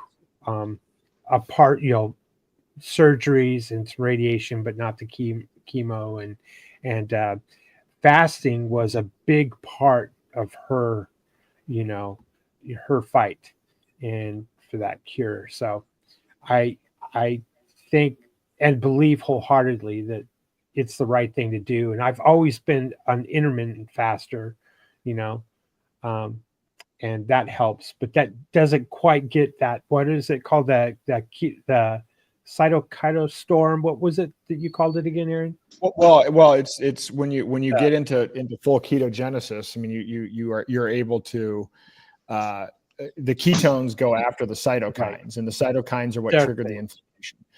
And I don't know at what point, I mean, I guess according to Goldhaber, day 2 is where it starts to kick in. But I'm like you, I did the intermittent thing, and it is interesting what actually controls all of that, because you can be full keto, but if you actually are under exceptional stress, you're not in ketosis. I'll show, not on this episode, but I have those, strips that you pee on, and and it shows you what it was. And I was, the problem with me is, I mean, I go in like sprints, and when I get involved in something, then I tend to ignore my health, which is what's happened with me in the last 9 months here. Cause I've been just like, oh, we got to stop CBDCs, and now we got to get Roger out. And it's like, so then I stopped paying attention as much. And then I actually had a knee injury, and I was traveling all the time, which is tough when eating, although I'm gluten-free and I never eat added sugar anyway. But I'm like, but I'm like the brain fog and everything. So now I'm like, maybe I should just incorporate the fasting into what I'm actually doing. And in fact, given that what I'm doing, if I had to summarize it, it's forget all the politics, forget everything else. If you control your own thoughts and actions and emotions, then that's the whole game. That's the whole game. Right. And that's what daylight freedom. That's why we started daylight freedom. I didn't start daylight freedom because I wanted to fight CBDCs. I actually went through the fasting and then meditation and everything else. And that's what I wanted to introduce to people. And then ended up like, well, if we don't stop technocracy, then this other thing's not even going to be able to exist. And now I'm like, hey, maybe we put it together. Maybe this is the way to do two things at the same time. Because there are a lot of people that'll say, well, fix the money, fix the world. And, fixing the money is not going to fix people's, consciousness. It's not going to fix people's programming. That it will help in some areas, but it's not enough. Right. Right. Oh, we might actually have Sal the Agorist join us. Oh, wow. Fantastic. Big fan. Oh, me too. Let me see if. Yeah, me too. He's great. He's great. Boy, the video you did too, with everyone giving their, kind of dedication and thoughts on Roger. Such a tribute. My kind of personal story, when I first heard about Bitcoin and the whole crypto space, I didn't act or jump on it right away, but I was trying to save a company. And that's the kind of thing I used to do, was work with turnaround companies, and was too busy. But I remember early on listening to videos that, going to YouTube and seeing Roger Ver talk about Bitcoin long before the fork wars. And so this is how I feel. He's able to articulate exactly how I feel about government and about the use case for Bitcoin and peer-to-peer, transactions. and no third parties. He was able to articulate the stance that we need to take and the fight we need to take for liberty. And so, I want to say, though, I was listening to him 2014, 2015, in that area, that arena. So he and Voorhees was another one of my favorites. I said, wow, these are my peeps. This is how I feel, on the political matters and certainly matters of the state, as well as matters of how money should be free from the state. And that was the beauty that Bitcoin was introducing to the world, was we could have sound money without the state. And there was no better champion to talk about those things other than Roger. And still to this day, and like you've said over and over, and many have said, Aaron, that's why they're going after him, is to shut him up, to quiet him, to, put him in a spot where he is unable to speak because it would be bad for his court case or whatever, which is the same thing as locking him up. It's probably even more cruel because you don't know when that door is going to swing open and it's a SWAT team and say, okay, the extradition is happening now. And what a horrible way to live. Of course, being in a cell is worse, but it's a fine line between the two, isn't there? It is. I mean, that anticipation, and as each day goes by, and I think that there's an intentional terrorism aspect to it. I mean, in the sense that, McAfee was his friend. There's an interview online where Roger interviewed John McAfee.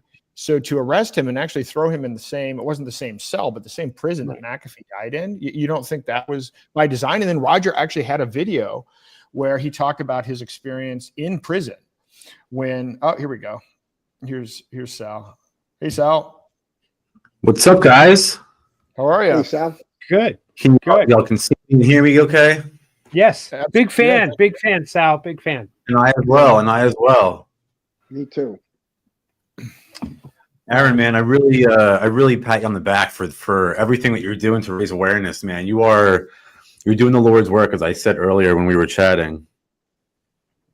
Well, I appreciate that. I'll tell you, the more I get into this, I didn't know Roger that well. I mean, I was introduced to Bitcoin, and I've had some interactions mostly about politics over the years. But the more I've dug into this, everywhere I travel, and every time I meet somebody that's interacted with Roger, it just becomes kind of more, soul crushing that he's in this situation. Just in terms of people he's helped. I mean, not just the crypto. This is why I did this episode tonight, was to try to explain that, the multiple facets of this, his humanitarian work, his work supporting people in the liberty community, his work individually supporting people that get terrorized by the government. It's just incredible. And it's tough, because we were just talking about this before you came on, how, I'm going to Liberty Forum to speak on a panel. And the panel is like, what happened to crypto adoption? And I'm on there with Joel Valenzuela and with Bruce Fenton, and Keith Ammon was supposed to be on. He's a state rep who's a Bitcoin maxi, and he backed out when he saw I was going to be on the panel. And I'm sitting here like, 13 years ago at Liberty Forum is where I heard about Bitcoin. And I heard about it from Roger. And in fact, Bruce Fenton learned about Bitcoin from Roger. And the whole electricity was, we're going to be able to stop all of this violence, central bank, infused violence. We're going to be able to actually provide economic freedom for the world. And there was electricity there. And now I'm going to Liberty Forum, and the talks are about, we can do a Bitcoin strategic reserve in New Hampshire, and how we're going to use Bitcoin with BlackRock and the traditional financial system. And it's just like, what happened? We need Roger back. We need Roger back. It's absolutely insane the way the community has shifted over the years, but Roger has been like the sort of pillar in the movement that sort of helped weigh us all down. He certainly saved me during the block wars from maximalism. I didn't really know which way to go, and after talking with him, it was clear to me what the right answer was, and of course I got a tremendous amount of pushback from that. But I felt that he was right, and I still feel that he was right to this day. And I think that is why they are going after him so heavily, because he was the only one who ever actually understood truly what was going on. And I think that's what the whole war on crypto, which content creators in the crypto movement, the old time people have actually been talking about. It's coming for a long time. It's here. And we see that with the Crypto 6 and the attacks on Tornado Cash and Roger and all the other different controversial figures in the crypto movement. This is all a coordinated attack by the state to protect the banking cartel. And, we saw it coming from a mile away. I think Donald Trump is sort of a little bit more on our side than Joe Biden and Kamala were. So I'm hoping that they throw Roger a bone here, because they were talking about, I think Trump had a tweet today about like the war, like something about, maybe not a tweet, whatever you call it on Truth Social. I don't actually use that platform, but he put out something today about like the war on crypto or something like that. And I had a quote tweet. Well, if you're serious about ending the war on crypto, step one, buddy, free Roger Ver, Bitcoin Jesus, come on. Yeah, I mean, I exited politics a while ago. I mean, I ran for president, but that wasn't, for real. But I was glad that he pardoned Ross. But the one thing that concerns me about this is that on the lawfare front, they seem to have basically said, okay, if you do a meme coin, you're okay. We're going to let you off. Right. But they haven't dropped the criminal charges. And so Ian is still in prison. Roman Storm's still facing 45 years. So they haven't done anything on the criminal side. And I'll give him a little bit of time and some patience, although I don't think, he's only going to have so much political capital for so long, which is why I think it's important to try to elevate Roger's situation. You know what, though? Like the difference between the Hawk Tua girl and the meme coin scammers and people like Ian Freeman and Roger Ver was Ian Freeman and Roger Ver were actually voluntarists. They were taking this from a principled perspective. They were actually using counter economics to create a better world. And the Hawk Tua girl was just trying to, ride around and look pretty and take Instagram pictures. So they don't really give a shit if you do that. But if you actually pose a legitimate threat to the government's hold on things by promoting the ideas of liberty and freedom, now that could be a serious threat, and that to them is an actual problem. Right. Agreed. It is, and we have to worry about. I wrote an article about this. I'm pretty worried about the Trump administration. While they came out against CBDCs, stablecoins are backdoor CBDCs, and they are accelerating those. If you look at the stable bill and the Genius bill, it's all KYC. It's all, it's all more compliance. I mean, so we're going to end up with a digital dollar, and it doesn't really matter if it's issued by Jamie Dimon or if it's issued by Jerome Powell. It's actually worse in some ways. I mean, I hate the Federal Reserve, but I'll tell you, as much as I hate the Federal Reserve, watch what happens if the government's directly issuing a digital currency, because all of the surveillance and all the programming comes from Congress. They're the ones that put in the Bank Secrecy Act. It's not, the Federal Reserve isn't pushing for that. That's actually generated by Congress. And so I'm worried about that, because no one is talking. Still, when I go to these conferences, people are not talking about peer-to-peer digital. I mean, again, I'm going to Liberty Forum, where Roger introduced people to this, and I'm on a panel of what happened to crypto adoption, even though Bruce is the main speaker and there's a whole main track about crypto. None of it's about actually using crypto. And so if that's what Liberty Forum is like, I mean, other conferences, I just spoke at a conference with 500 people in New York this weekend, and it was more of a health freedom conference. So most of these people weren't into crypto, but I would have people come up to me, and it was like one of two things. And I would tell you, this was, I mean, if I had written it down, it was half of the people are like, oh, well, they've never heard of anything other than digital gold. They've never heard anything other than Michael Saylor, or they think that it's going to be XRP and stellar lumens and the quantum financial system and some other bullshit, Q level psyop that I can't believe has as much traction. Is it Jasara? There's going to be a debt jubilee. And I'm like, oh my God.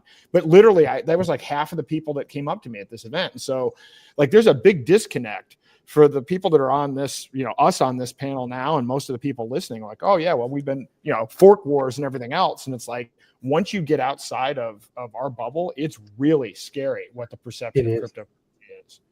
While people have woken up, I think there's far too many that have gone to sleep on the evils of the Federal Reserve with all central banking. And that was one of the kind of things that lit the fire under our asses to do something, or to get involved in the crypto space. And as personally as an agorist, that was my feeling was, hey, this is counter economics. This is counter economics 101. This is where we should be. And when that story is now lost on purpose and sequestered on purpose, like Roger's book, The Hijacking of Bitcoin, that's where we're at today. And I wonder, I wish you could almost take a poll of Trump's inner circle on the crypto side of the world, or that, and I wonder how many of them are big blockers, or how many of them are small blockers. And I'm sure it's lopsided if there's any, big blockers. Or if they know. Or if they know, yeah. They might never know what that is. Most people don't know what it is, but related to kind of Roger's case and looking at kind of the positioning of this, I mean, just whatever, use AI and find out, look at who the donors are to Trump's campaign and who's in that inner circle. I mean, you look at the Winklevoss twins. I mean, you look at the people that are surrounding him, and they're mostly maxis. You look at RFK Jr., who has all of a sudden come out as a big Bitcoin maxi. Well, his running mate, Shanahan, her boyfriend runs a Lightning Network company. So where is he getting his information about big blocks? Where is he getting his information about the block size worth? Like, I don't think RFK is, I think if RFK is presented with information, he will change his mind, but it's like, where would he have heard this from? Because Roger hasn't been able to talk to anybody about it. And I try to talk to people about it, and no one I know has heard about it unless they've heard about it from me. Like literally there hasn't been any other source, because Roger's been shut down. I mean, and I'm talking about outside of kind of a liberty thing. If I'm at a Brownstone event or a health freedom event, or doing some of these workshops, none of them have heard of it. Although I would say I was distressed. So the enemies of the state thing, Dan, at the Libertarian Party, I was surprised at how many people didn't have crypto, didn't use crypto, and hadn't heard of Roger. Like, that was actually, my jaw dropped about that. Like, I had some serious, I still have profound questions about what the Libertarian Party is. It certainly has nothing to do with libertarianism, but man, speaking of that, the younger generation is like, there aren't young people using crypto for peer-to-peer commerce. None. Yep. Roger was a libertarian candidate in, I believe, 2004. And one thing that he has in common with McAfee and Ian Freeman is they're free speech absolutists. And they're probably the best activists I've ever seen. They're so knowledgeable, so brave, so courageous, and so honorable and generous. All the three of those guys. Now, John was probably hunted down. Ian was purposely poking the bear on the radio every night, and calling these guys out, the FBI, the DOJ, because he knew they were coming after him. He knew they were setting them up.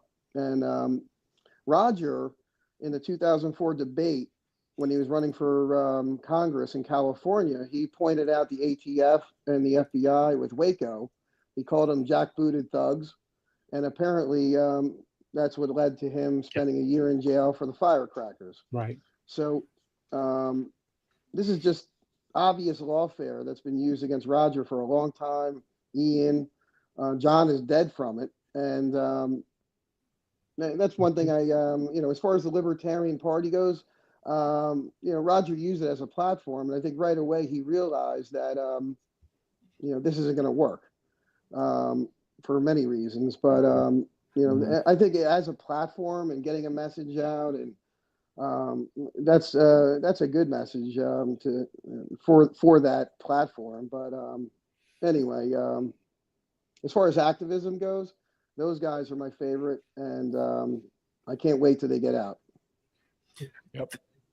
Well, the war on crypto doesn't just obviously I guess you can start it with putting Ross Ulbricht in jail for 2 life sentences plus 40 years. Thankfully, of course, he got out, but it's guys like Richard Hart, the Tornado Cash people, Roger Ver, I don't care how controversial they are. The fact that the SEC and the state think that they have the right to tell people what they can invest in is insane.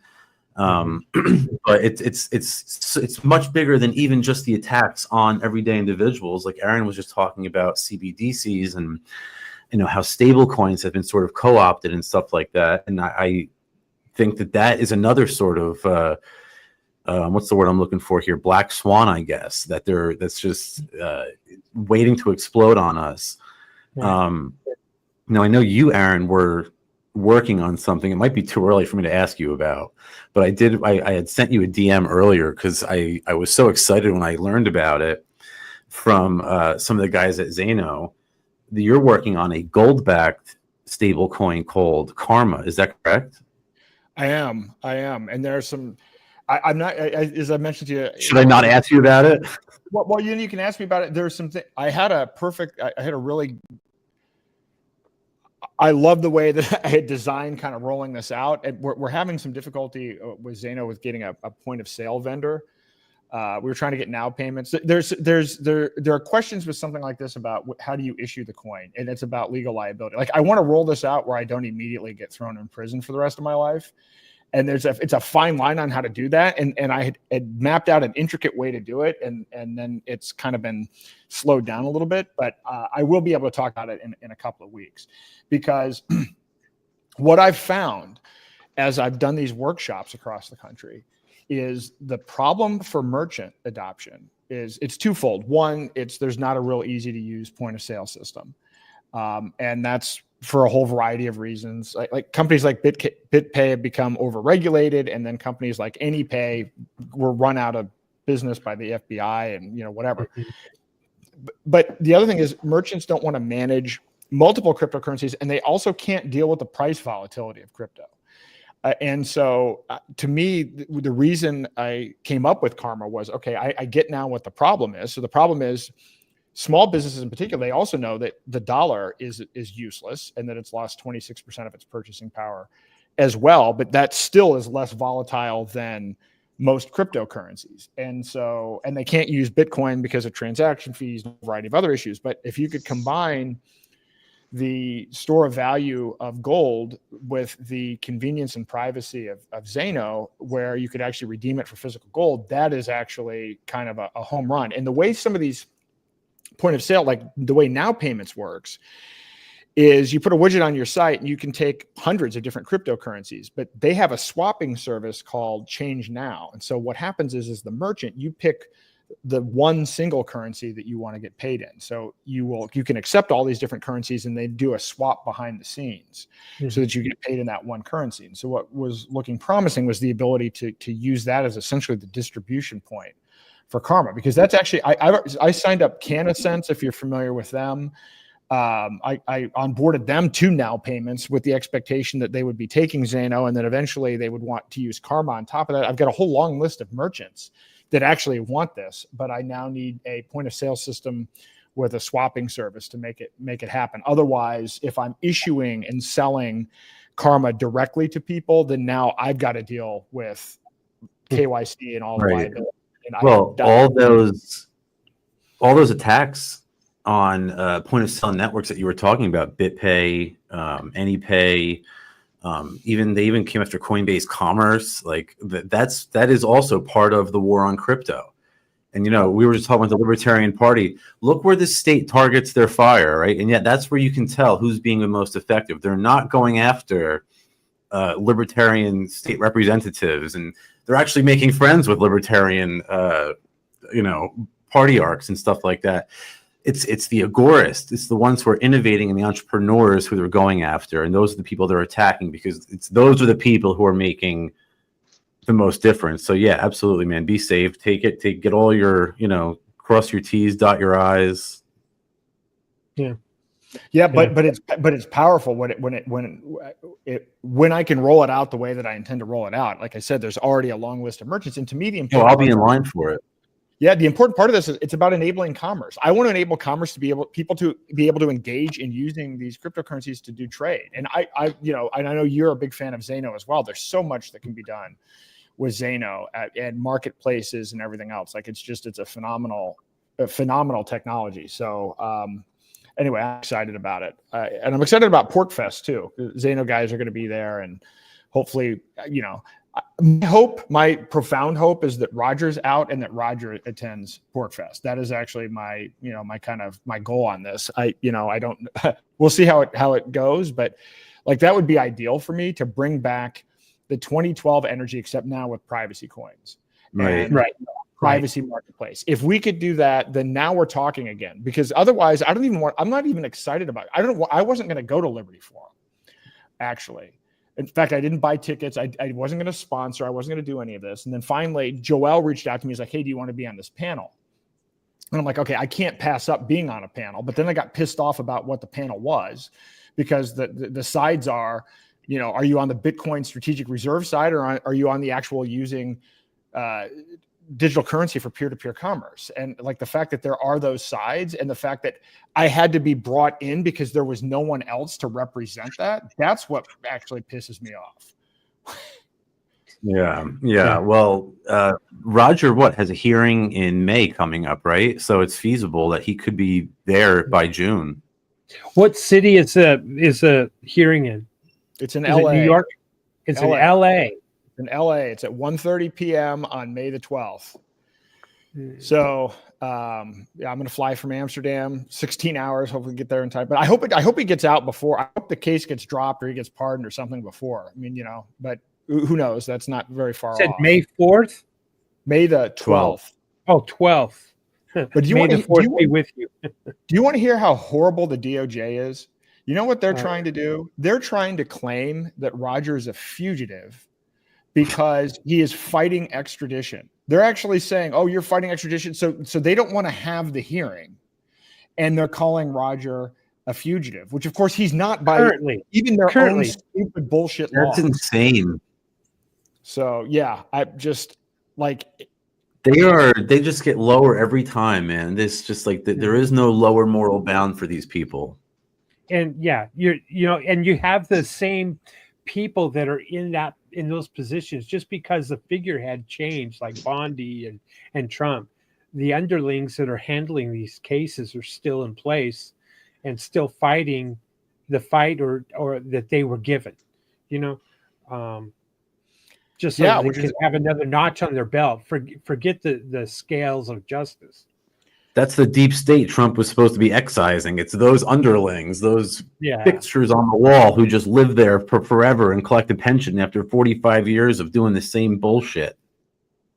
Well, I mean, I hope it gets accelerated. I haven't seen anything good come out of the DOJ yet, but I guess maybe it's still early. But I mean, these are the same people. These are the same people who've been sitting on a list of Epstein's clients by their own admission for 5.5 weeks now. Pam Bondi said 5.5 weeks ago that the Epstein list was on her desk.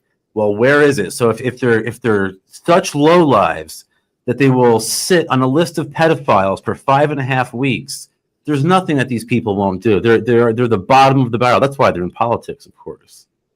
Yeah, no, of course. And so now it's like, so how do we? So what they will elevate is we're going to all of a sudden call, if you attack a Tesla dealership, you're now a terrorist. So we're going to put that at the top of the pile, and we're going to ignore Epstein. We're going to ignore we're half-assed. We don't even know what you call the JFK thing. I mean, that was such I wouldn't say it's a disappointment. It was expected, but or whatever news of the day will take our attention off of the Epstein list, so we can go look at something else. And meanwhile, they're attacking people like Roger Ver. So I mean, it is literally the epitome of evil. Yes, like going after good people and letting the worst of the worst skate by. Yep, exactly. And what's the latest on Ian's case? I know the breakdown as far as they didn't appeal the conspiracy, which was sad. But where's it at right now? Is it's in front of the judges to decide on the appeal? We're supposed to hear any day now, right? I think Dan, what wasn't it? In fact, isn't it supposed to be like literally 3 weeks or something after the hearing? I mean, we're actually upon the date. Yeah. but I mean, my read on it was, I mean, it seemed like legal malpractice because he's serving a number of concurrent sentences, and the one that's the longest is conspiracy to commit money laundering, and his lawyers didn't appeal that claim, so they went after the smaller claim. So it's like, okay, well, if you win those, then the one that's actually determining the length of his sentence, you didn't even address that, and get how stupid this is. Their rationale behind it was that when you file these appeals, you're only given so many pages. And so they ran out of pages, and they thought that the arguments that they fought were the most important fights, even though even with this stupid system, you can actually fill out paperwork and get an expansion so you can fill out more pages. His lawyers literally didn't even do that. So I'm not sure how this can be a good outcome. There's some theory that if they overturn the other stuff, then it's like 6 out of the 7 charges. And so therefore, if they drop 6 out of 7, they'll have to drop the whole thing or do a retrial. I'm not sure what basis of law that is. I don't think that's even an argument, but maybe I'm wrong. But it seems to me like I don't know what a possible good outcome could be here. Yeah. Yeah. It seems like if the amount of space you have to actually make your argument is limited, that would seem to be a pretty obvious violation of due process. So, I mean, if that's not the case and it was just an error by the legal team, then of course it's malpractice. I mean, I think another thing going on in the crypto world is unlicensed businesses are being people are getting jail sentences for not registering their Bitcoin business. There's nowhere to actually register these businesses. Am I correct? That's one of Ian's charges, and there was nowhere in New Hampshire or anywhere. There's no regulatory committee. There's the Congress never even made a law. So we have these non-government organizations, I guess we call them, that create laws and or they create legislation or whatever they call it, and then they throw people in jail. Now, I think the Chevron case should be pretty important to a lot of these other cases. Shouldn't that reverse a lot of things, especially in Ian's case, or am I just getting a little too conspiratorial here? Well, that's if his lawyers made the argument. I mean, right.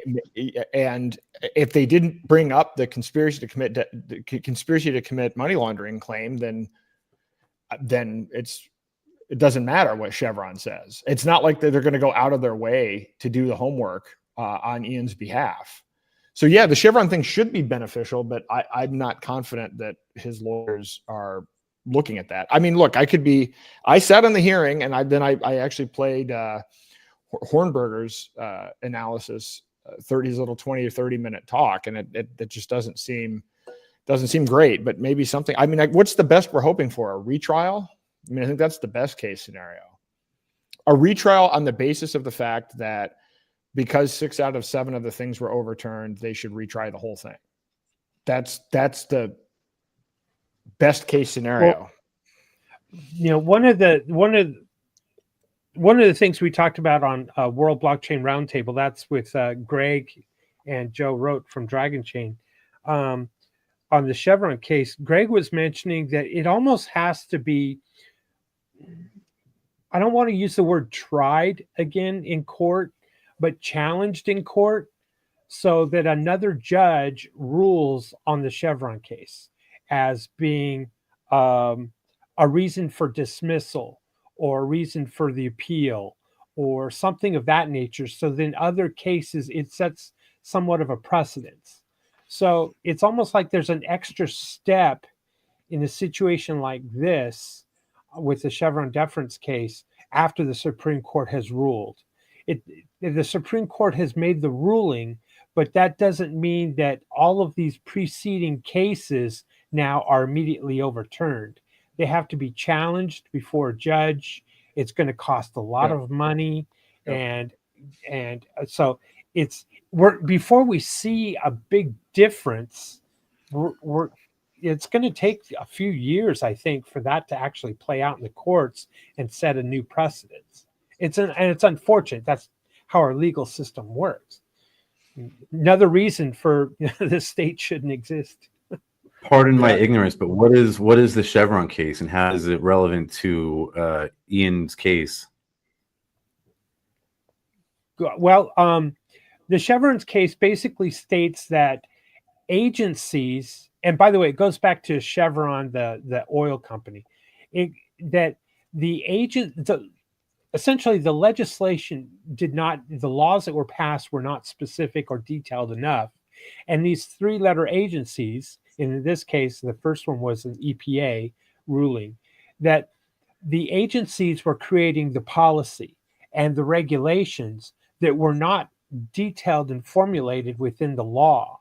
And the legislature basically punted to these agencies and said, well, you're the expert in the EPA. Oh, well, you're the expert in the SEC. Right. And so they deferred that expertise decision-making and policy writing and regulations writings and enforcement to the three-letter agencies, which gave them an amazing amount of power.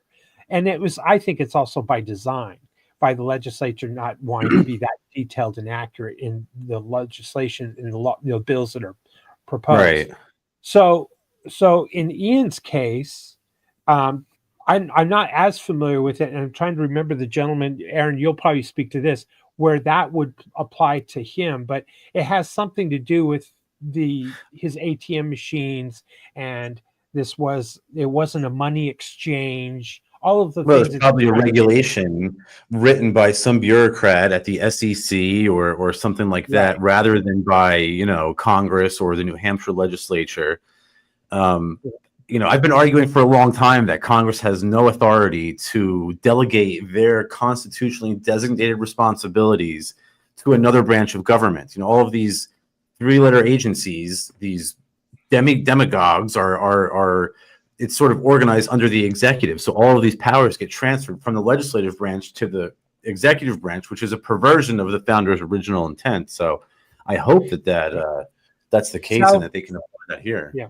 Sal, that's exactly what the Supreme Court said. You just expressed what the Supreme Court ruling was on the Chevron deference case. So the New Hampshire situation is even worse, because my understanding is the New Hampshire legislature actually passed a law that says you don't need a money transmitter license in New Hampshire. And then Ian had actually gotten an opinion letter from a lawyer stating that he didn't need a money transmitter license. Oh my God. Where the federal government came in and actually trounced over the state. And so, I mean, it's kind of like Roger's case too. This is a situation where you have two people that actually tried to comply with the idiotic laws or rules, if they're not laws, and still were set up and railroaded. So it's very frustrating. Sounds like it should be overturned on the 10th Amendment ground. Yeah, you would think it should be. Unfortunately, so it's a federal case, and Ian ended up with, he picked a criminal lawyer in New Hampshire, and New Hampshire does not. I've been in enough legal stuff here. We do not have lawyers that play at the federal level. So he actually his lawyers were not the right ones for the job. So yeah, sad. My hope is that somebody will, and it's not going to be Elon, is going to whisper into Trump's ear and get his attention to look at this case. If Trump knew the facts, I would think that, but then he would pardon or give an order to dismiss the case against Roger. But where's the political capital? Because he's all about political capital. What's the pro and the con for Trump if he does it or doesn't do it? Well, he could say, well, hey, look, I'm the guy who ended the war on crypto, right? That's what he's saying anyway. So at least he could actually make good on everything that he's claiming to do. I think it's what's also, if you bash the IRS, you're quite popular. People want to hear, their president. Right, true. How horrible the IRS is. I think what the sticking point here is, and what is absurd about this is this, like this thing with tariffs and Make America Great. It's the fact that Roger is not a U.S. citizen. That's actually probably the biggest weight against Roger. I think if Roger were a U.S. citizen, it probably would have already been dropped. But now he's sitting here saying, "Oh, buy a gold card, a gold visa for $5 million," and then tomorrow is when our reciprocal tariff thing goes into place, right? So he's so busy playing that card that goes against that part of his narrative. So he's ending crypto lawfare for Americans. And so even though Roger's taxes were from when he was an American, it is absurd. I don't think he loses political capital by pardoning Roger, but I think the other complication is he has people that are surrounding him that are Bitcoin maxis. I think if he actually understood what Roger has been talking about, then his family wouldn't be investing in Bitcoin. And if they actually understood, there are a lot of things that decisions they wouldn't be making. Or Ethereum. Or Ethereum. So how do you get that information to try? And I've tried, by the way. We got to go through Barron. So have I. Barron Trump. I've tried through some people, and the response that I've got back is, in fact, I was trying to warn him about Tether and Howard Lutnick. I'm like, this is like the Big Short 2.0. You're like setting yourself up for an absolute disaster. And so I was going to people close to Trump saying, hey, look, could we get a meeting with people? And it's like, well, there's really they don't want to hear that. It's kind of like he doesn't want to hear bad news. I'm like, all right, what? Yeah, I don't know what you do with that. You know what? There's going to be another book that's going to come out, the hijacking of Bitcoin, but it's going to be the hijacking of Rumble, in my opinion, because Tether is now invested in Rumble. I don't know what percentage of their shares they own, and now that Rumble is publicly traded as well, but the hijacking of Rumble is going to happen. The censorship is happening. It's going to get worse, and it's being controlled just like Bitcoin, and it's you can see that coming a mile away. I talked to somebody who's like, oh, hey, I can get you on my show. We can get 60,000 views for this and so on and so forth. And I'm like, okay, well, how can you do that? He's like, well, the network that I'm a part of. So he's part of a kind of a MAGA leaning network, has a relationship with the CEO of Rumble. And so they have that kind of top down control over the algorithms and what actually gets reached on Rumble. That is actually Rumble. It's kind of another one of these freedom of speech, not freedom of reach plays. Yeah. And so there's a lot of top-down editorial control by the management at Rumble. And that is unfortunate with respect to the Tether investment. Mm-hmm. As far as confidential layer goes, can Roger if he gets out, or could he advocate for that to the Bitcoin maxis that don't like him at all?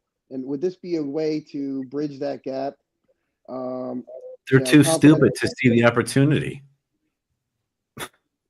Bingo. That's the truth of it. They actually don't understand the opportunity in front of them because they're so blinded by number go up and their get rich quick scheme. It's my honest opinion, unfortunately. Aaron, what you touched on last night about Bitcoin, I had no idea that the transaction fees were that low because there's no traffic on the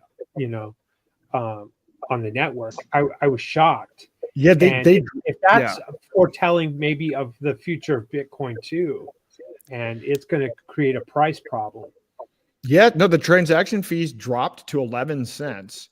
There was a point a couple of weeks ago where the blocks were not full. I mean, when you're talking about 1 megabyte blocks and your blocks aren't full, and people are not understanding the implications of what that means for miners and what that means the next halving. There's no economic way for the system. They destroyed the underlying economic model.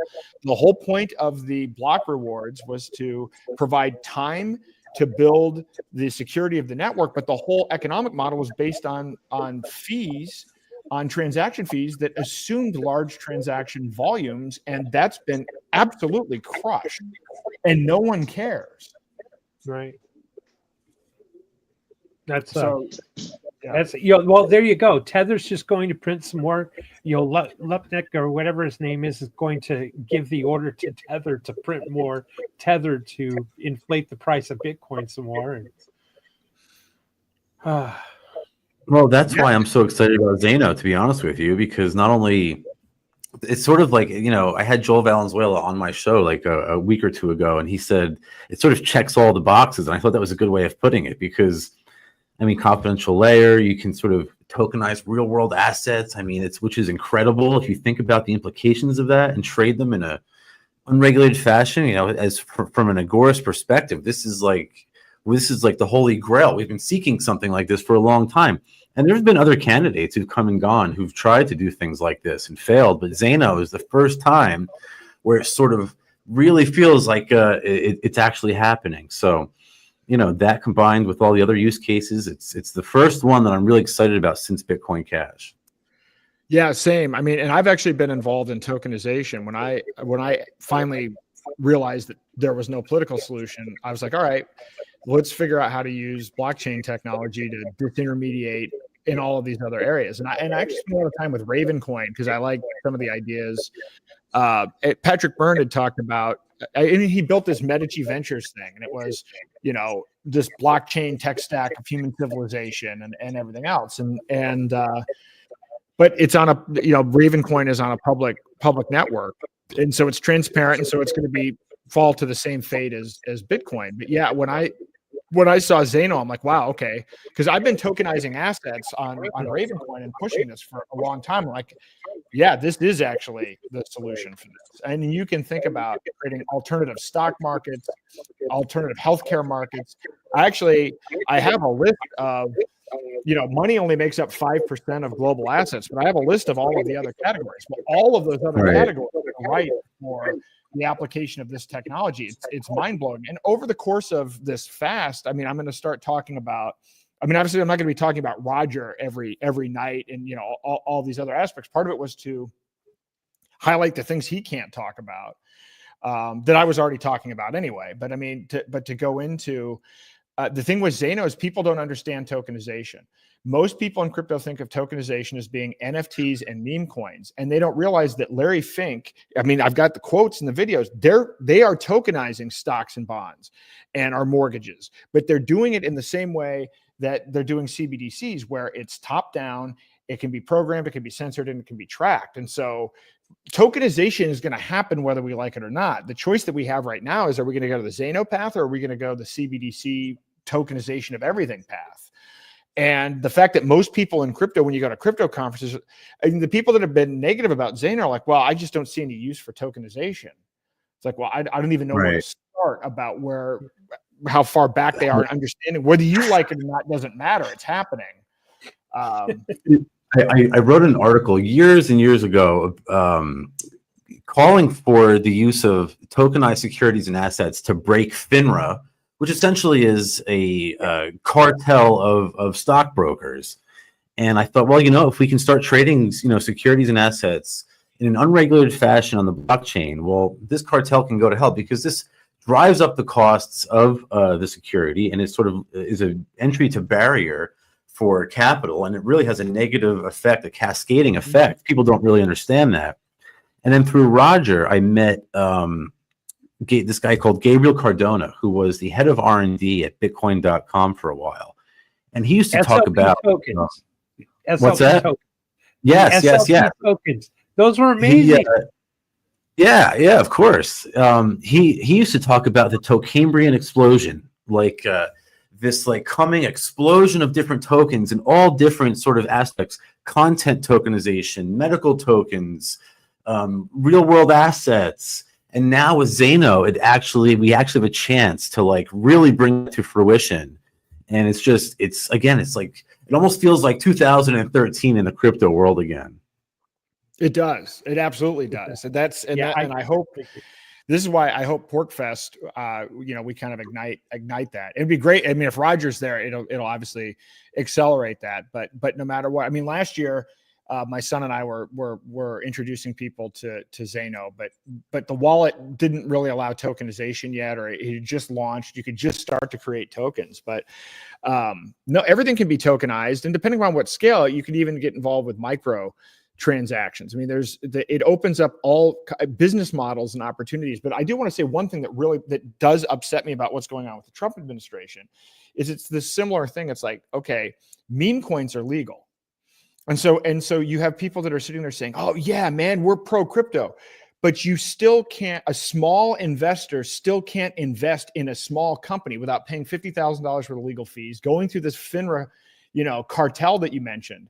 That hasn't been changed at all. So you know what? Hey, you know what? You poors, you can play the lottery but you can't invest in an early stage company that might, make 1,000,000% return. You can't do that. We have to protect you against that, but we will allow you to participate in the absolute Ponzi schemes. I mean, that are actually structurally by design. That makes me very frustrated, because when I started my first company in the mid 90s, and I ended up raising money from a whole bunch of individual investors, and I had to go through spending all this time with the SEC paperwork in each state. You have to fill out blue sky law. And I'm like, and I'm a young entrepreneur. I'm just trying to figure this out. And that's been a goal of mine, is to disintermediate the SEC and everything else. But the thing is, if you do that, it wipes out venture capital, because venture capital, I mean, they're useless. I mean, they really are protected by this system. If individuals could truly invest directly and companies could raise capital, you would not see much purpose for the venture capital community as it exists today. It's a parasite class. We wouldn't need them. Exactly. That's what I was going to say. We wouldn't need them. It's all about parallel systems. You just march forward and go down that different track. You don't, I mean, think about if you could tokenize a business, into, like you said, like you're talking microtransactions onto like small little granular levels, like even like a car, or like, a Picasso painting could be tokenized and you could own a piece of a Picasso. But like in terms of like market capital, it would sort of like flood the market when everybody would be able to sort of enter into what is now sort of only reserved for, upper class Americans or financially well-to-do individuals. So of course, like the government, it was like you said, they will allow you to like get robbed, even though their stated purpose is to protect investors. You can go, invest all of your life savings into the hawk to a meme coin. But Ian Freeman, who sets up a crypto ATM, he's the bad guy. So it really is hypocritical of them to say that the war on crypto is over, or that they are ending the war on crypto, when they're sort of doing nothing useful and just sort of letting people get robbed by these meme coin scams, which I'm not opposed to. If you want to invest in meme coins, that's your prerogative, but don't allow that sort of nefarious behavior while going after good guys like Roger and Ian. Yeah, and it's a big distraction, and part of the problem is, a year ago people were worried about CBDCs. Now people aren't worried about CBDCs, and they're not realizing that they're cheering on the thing that with stable coins that it's a $3 trillion stablecoin industry. It's like why are you cheering that on? Are you patriotic about the idea that the United States is going to have a surveillance digital currency? Like, are you on that? Are you on Team America dominating surveillance? Like, who does this? And the problem is, if a coin's value is tied to the whims of a central banker, it is by definition unstable. So like you really need they call it a stable coin because, like you said, it's really a CBDC. Like stable coin is the propaganda term, but really for a true stable coin, it has to be sort of linked to something with real market value. Right. Yeah. And so now my job is that much more difficult. So we're going to get stable coins faster than we were going to get an official CBDC, because Biden was incompetent. Unfortunately, the Trump administration, they're not incompetent. And actually people from USDC, which just filed to go public today, the guy that actually developed their digital dollar strategy and their whole rollout strategy for Coinbase was in Trump's Treasury Department his first term. He was hired by Steve Mnuchin. So the ties here with with Tether and USDC, and my prediction is, based on the stable and genius bills, what essentially what that sets up is the only people that are going to be able to issue stable coins are large regulated financial institutions. So what's going to happen is JP Morgan's going to buy Tether, Goldman Sachs is going to buy Circle, and then we're going to be sitting here like, cheering this? I mean, like, then all of a sudden there is hundreds of billions of dollars in stable coins. They are issued, and now everybody has surveillance digital currency. We've taken our existing currency, which is digital, but it's not as easily programmable, and we've made it more programmable. And then we've cheered it because we called it a stable coin. Again, that's why Zano is such a killer coin here, because it's sort of the antidote to all of these surveillance coins that you're talking about. Zano is the antidote. It is the antidote, and it even makes Bitcoin and Ethereum and Bitcoin Cash, private and easy to use. And so, but I mean, to your point, are people going to sign up for it? Are Bitcoin maxis going to appreciate it? The reality is, it's not. Most Bitcoin maxis aren't against Roger. It's actually probably like 10 people. Because most of the new people that are Bitcoin maxis don't even know. They're so oblivious to any of the history behind this that they're not angry at Roger. They haven't read that. They'd probably be surprised a lot. I mean, I will tell you, I have converted many Bitcoin maxis just because they literally didn't know. Or they heard, oh, well, somebody told them, oh, well, Roger's a scammer or something. It's like, oh, okay. Well, did you know this, this, this, and this? Did you know this? And then when you actually feed them the facts, and they're willing to look at you can't do anything. I've had people write me, they're like, I've lost my whole friend group because of this, but I can't go against the facts of this. I mean, I have some really interesting DMs, but if you think about it, hijacking Bitcoin, no one has refuted it. There have been no factual disputes. What they've done is they've just blocked everybody. The maxis have just blocked everybody, and they've disengaged. There are people that are saying, "Oh, my friend's going to do a podcast on this. We're gonna lay out all of the falsehoods in the book." No one ever actually went ahead and did that. They just decided, well, let's just not talk about it, and it'll go away. And the book, not only did it implicate maxis, it also implicated the government, and which, of course, their response was just boom, jail. Yes. Like, sorry, we're not even going to dispute anything that you've said against us. Like, yes, okay, yeah, we definitely had a role in limiting the block size, but we're not going to talk about it. Just right to jail, and it's mind-boggling. It really is. Going back to the tokenization point with Zano, can you imagine if you had 15,000 investors that were tokenizing and buying a home that was going to be on Airbnb? See, that's the kind of thing that gets you excited, because you fractionalize even real estate that could have, a revenue source that's then converted into Zano, and then, well, it's a private income stream. I mean, in a way, content tokenization has already sort of changed the world, if you think about it, because what started with sort of smaller apps like Steemit and Minds that sort of allowed individuals to tokenize their content and earn a buck from it.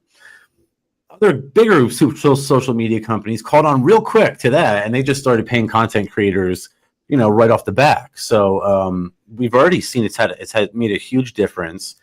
But you're right. That's just that flood of capital. I mean, you actually think about it and really understand it. It's like a light bulb moment.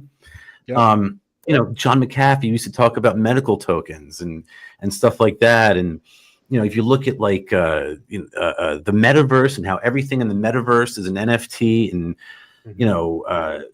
it's just the applications are just sort of endless. We could have a 3-day discussion just about the applications for tokenization and the disruptive effects it's going to have on the world. Well, that's actually what this Thursday's World Blockchain Roundtable, that is actually the theme for. Well, I'll show up for this. I'll show up for this. Yeah, but depending on tokenization of Main Street, I think is the title.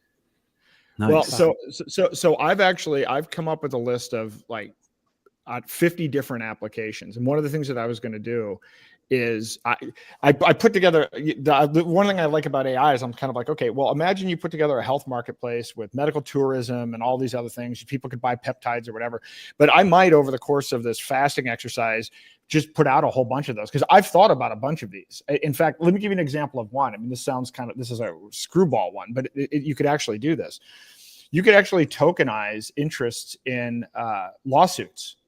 This is something that is actually legally permissible. So I was talking to a guy that Werner Mendenhall, who's suing all these people for these COVID cases. The problem is it's almost impossible to get funding for it. And it's a long story, but there are oftentimes insurance companies and institutional investors that fund these things. But because of the nature of big pharma and everything else, if your name is on the list for funding one of these things, then you get targeted by big pharma. But imagine the ability to tokenize the funding, privately tokenize the funding of lawsuits.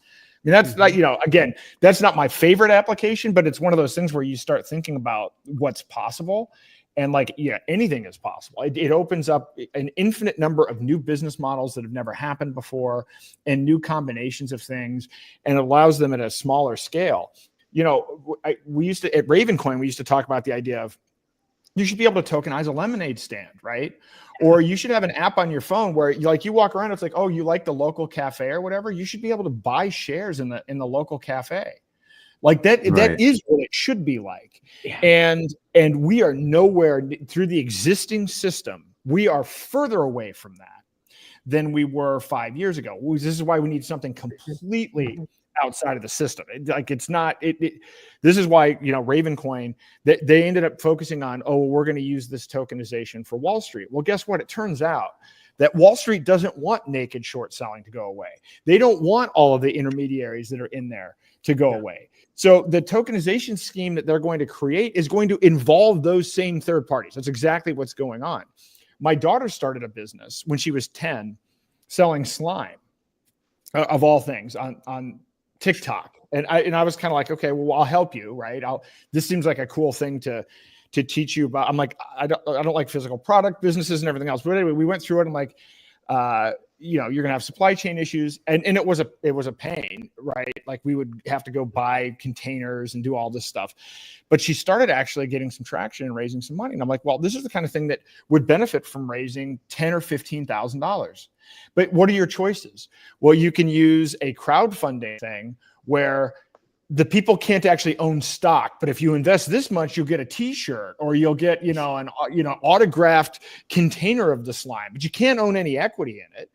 And the process that you have to go through is that one of the biggest scams, and people that are in the stock broker dealer industry or whatever will tell you that this Jobs Act was great, that under Obama, that allowed for crowdfunding, regulation CF, they call it crowdfunding. You can raise up to like $5 million. Well, it turns out in order to use that mechanism, you still have to go through a broker dealer. Well, the acceptance rate, because it's the same amount of general overhead if you're doing a $10,000 fundraise as a $1 million fundraise or a $10 million fundraise. I mean, there's some fixed thing to it.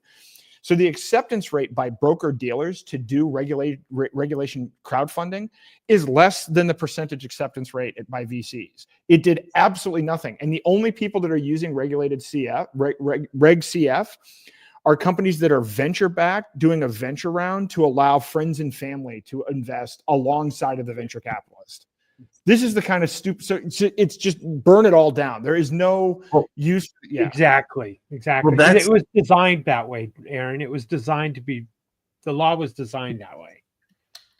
That's the sort of thing, though, about we've all been predicting the war on crypto for years, but I've also always said that at the end we win. At the end of the day, we are going to be victorious because the state will use different tools against us, but you know what? We're going to turn around and we're going to have things like Zano, who just pop up in response to all these different sort of problems that they create, and Zano is a sort of solution to all of it, like the tokenization, the confidential layers. So, I remain confident because I really think that we innovate more quickly than the market will always innovate more quickly than the state does. The state's always going to push back because they want power and money and whatnot. But at the end of the day, I think it's sort of the market always wins. Agreed. The law of economics always wins. I'm of the position that there is no law, and I'm not asking for permission anymore. Maybe it's because I'm old now, but now with Zano, we don't need to. Exactly. Free men don't ask for permission, right? Exactly. Yeah. No, I'm in the same position. The only caveat to that would be is we have to watch out for obviously projects getting hijacked, because that seems to be a thing. I mean, I think we're more protective of it now, obviously, in this particular situation, but it does almost seem like there's a point. There are a lot of people that speculate, oh, well, the CIA is behind, incubating this project. I don't think that's how it works. I think they wait until something gets to a certain point and then they infiltrate it. Right. And they're pretty good at that. I mean, the one thing that I would say is, Roger's right that they used propaganda and censorship with Bitcoin. And he's a free speech absolutist. I think we're all free speech absolutists. Here's the problem, though: the propaganda and censorship worked. Right. I mean that's the only and yeah. The hijacking of these movements is sort of their modus operandi. They've been doing this since the hippie movement, right? And they hijacked the Tea Party movement from Ron Paul and turned it into this some neocon John McCain bastardization. They hijacked Bitcoin, as we all know. So I mean, yeah, that's their modus operandi. The hope, of course, is that Zano is sort of protected in terms of its structure and design from that sort of stuff happening. Right. But you're right. They used, they censored Bitcoin, the BT. I was a moderator on the BTC forum. When I started asking questions, I got booted as a mod. Badge of honor. Yes. Now, badge of honor. I know. I mean, as the mod. So, it's absolutely insane the way that they censored and sort of, that's what that whole toxic maximalism was about. It was about turning people into like outcasts and making them afraid to sort of question number go up and all this nonsense. And you still see a little bit of it, but it's become less and less prevalent as it's become more and more obvious that Bitcoin just doesn't work for its initial intended purposes. Now it's just, kids who want to get rich and hedge fund managers, but there's really no cypherpunks left in the movement, no agorists, no crypto anarchists. Everybody's moved on to projects, like privacy coins and bigger blocks, more scalable solutions. Right. As it should be. I hope Dragon Chain is the next one that gets, released from being caged at the SEC. Since I'm kind of intertwined with that with Din.social. And Joe Roth has got, the founder of Dragon Chain, he's got justified righteous anger for what they've done to him, his project, his family. Not to the extent that Ian and Roger are at, or the folks at Tornado Cash, but he's been wronged. And I see some hope, some light at the end of the tunnel, so long as there's enough, I guess, buzz or attention at the SEC to release that, that case, that project. Yeah, I mean, it does seem like the quick analysis that I did that the prioritization for the SEC seems to be directly linked to the amount of contributions to the Trump campaign. I mean, Justin Sun got his thing dismissed right away after investing tens of millions of dollars into World Financial. I mean, the Winklevoss twins. I mean, you go through the list, and there seems to be a pretty tight association there. But hopefully, this is one of these things where it will trickle down. The one thing that worries me is that there is not an application of principle here. Trump does seem to be kind of let's make a deal. Like for instance, he agreed to pardon Ross, but if there was somebody that had a similar set of circumstances, he wouldn't apply that equally unless there was another deal. And the quid pro quo was to get support from the libertarians. And so that's the question for Joe is how does he get that level of attention? Yeah, because I'll tell you. Yeah. Go ahead. Well, one thing that I'm frustrated about as well is what about Jeremy Kauffman? Yes, that's another one. Oh, well, and like I said, what we've just described is exactly that. There is no law; it's a pay for play, case or legal play court or whatever you want to call it. But it's gamemanship. It's sad. It's just sad, and people who have solid utility applications that can make society better, or an alternative way of doing things, a parallel system, a parallel track, a parallel network. The CIA has the ability to upset that apple cart, infiltrate it, and kill it, but they're slow to react. And that's where Zano has to get to its position where then it can explode rapidly. And it can't be stopped at that point. It's already out in the ether. Yep. And that's what I'm hoping for. Well, we're good, near that solid point. utility projects on Xano is what's next. We're near that point. We're very near that point. I think once confidential layer launches, which it's actually built, like the tech's already done. It's just a timing thing.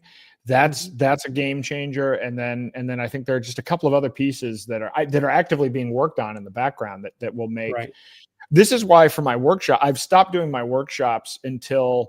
And then I'm actually building online workshops because I want to be able to reach more people. But I want to be able to, I mean, I was doing these workshops where I'm like onboarding people to Cake Wallet and the Xano wallet. I'm trying to get boomers to get, like sign up for 2 different wallets and then set up an alias. And then I've got people sending their private keys to somebody. And like, it was just, so like, we need to streamline this. Like, all right, here's a simple, here's how to onboard a merchant.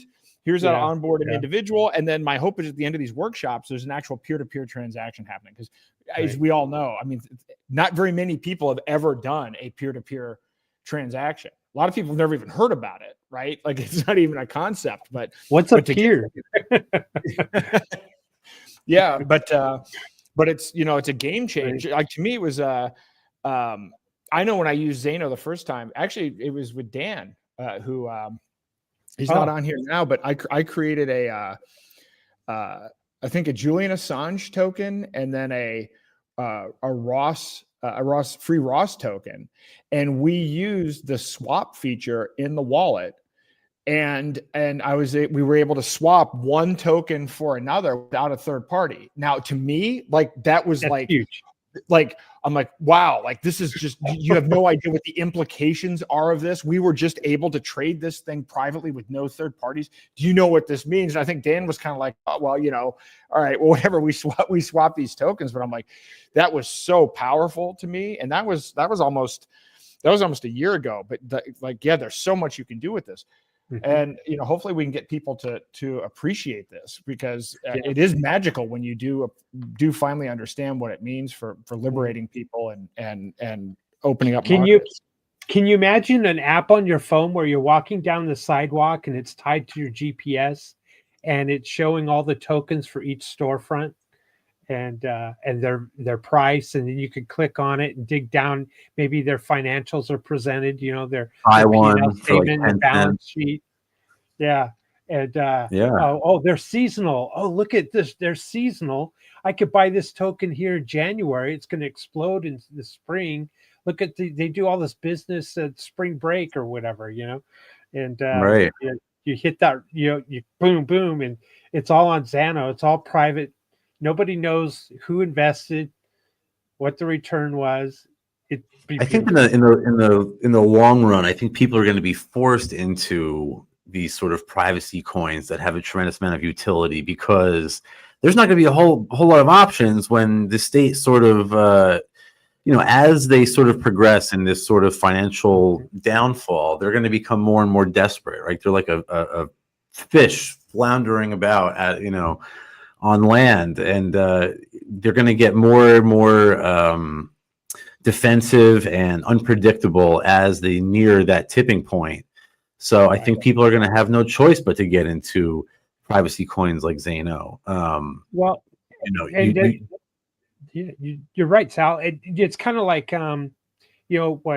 what Buffett says. You buy when there's blood in the street. Well, I kind of take it a little differently. And when there's blood in the street, that's when people are going to change, or they're not going to be complacent anymore. They're going to have to act.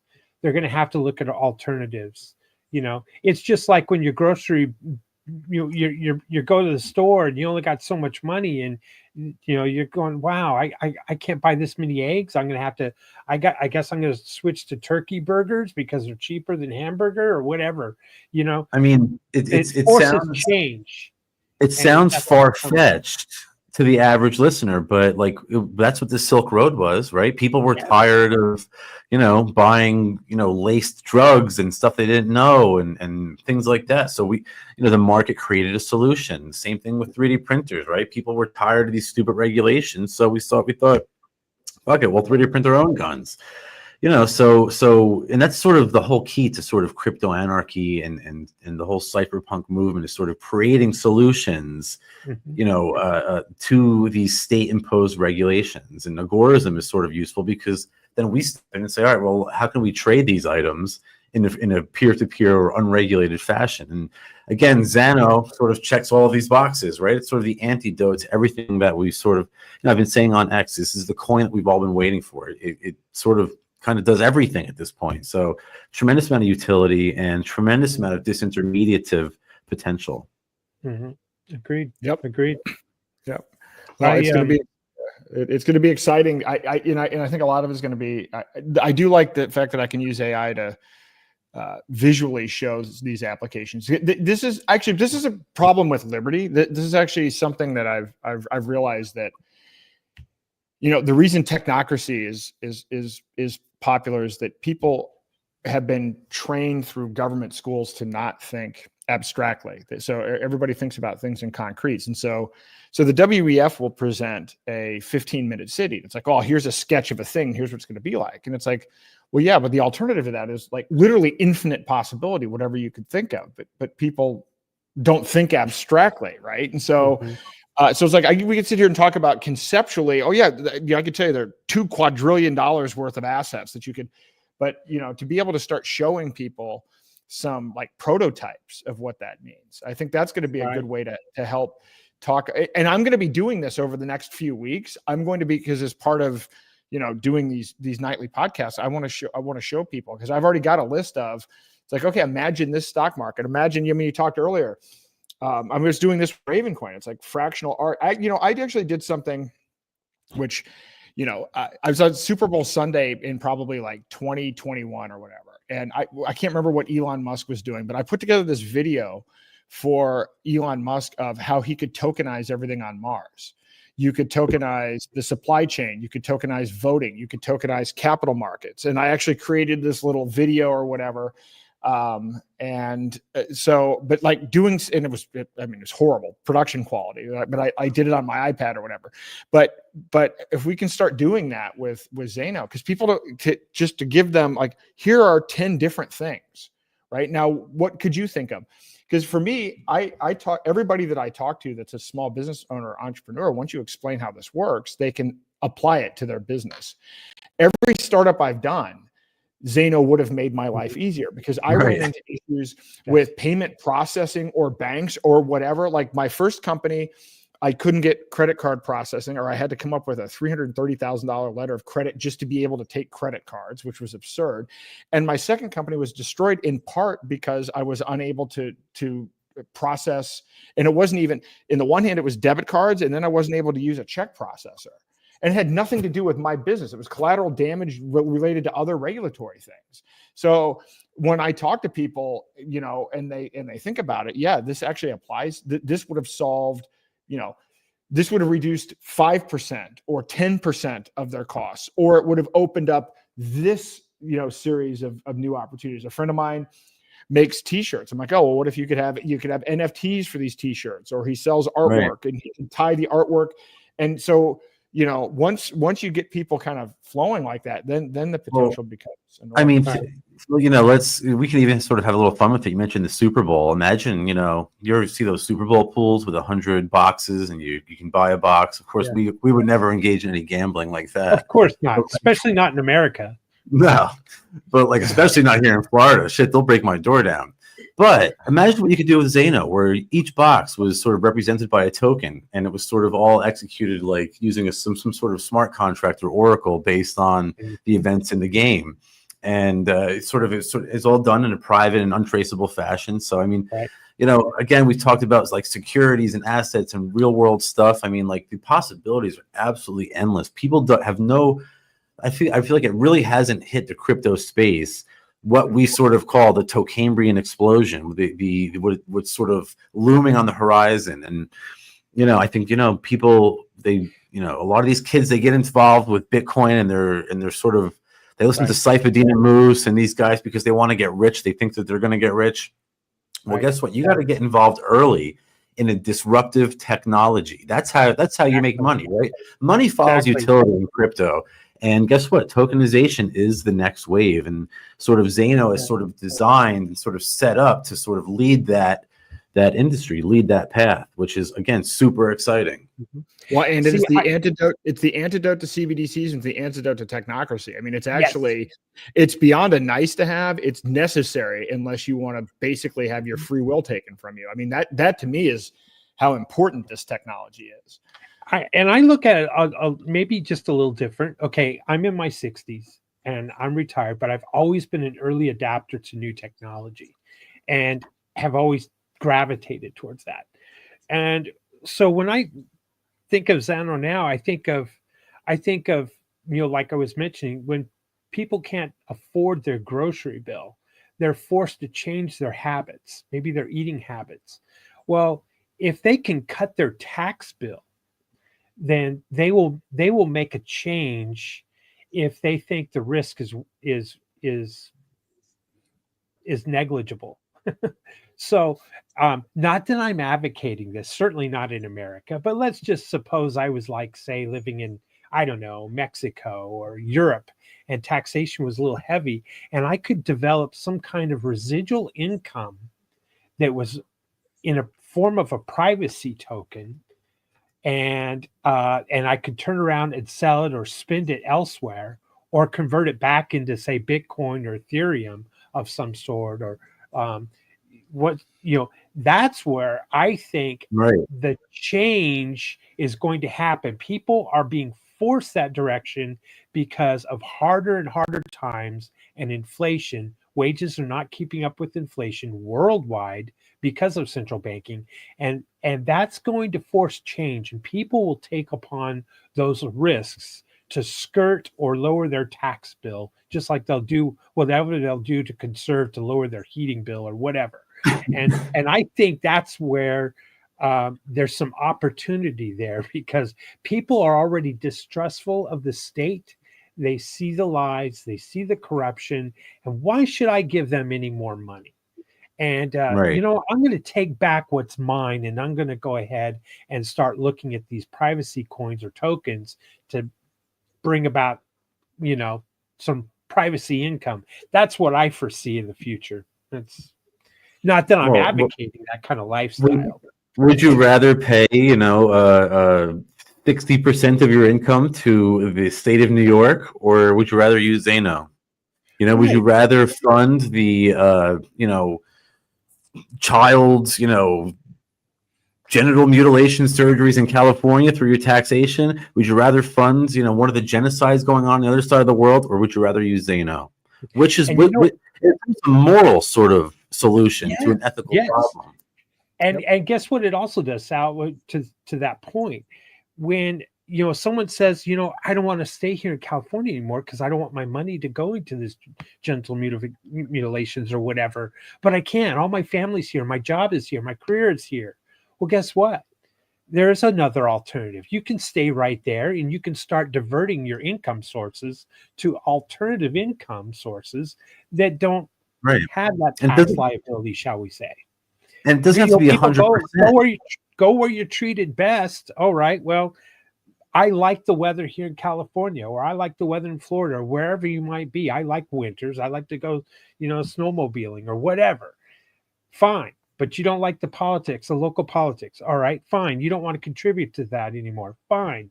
Then, hey, guess what? Look over here behind door number 3. It's not some guy in the back alley with a bunch of watches. No, it's on a blockchain. It's stable. And it's private, and you can take extra steps, or if you will. And there is a need for this, and people are hungry for change, or people are hungry to stop feeding the state. And this is going to force, it's almost like hurting us. We're having to make, I'm comfortable, thank God. I don't have to make these tough choices, food or medicine or whatever. But there are people out there, and there are people that are going to make tough choices. And one of those tough choices just might be, I need an alternative income source, and I don't have to pay so much on my, my paycheck towards government.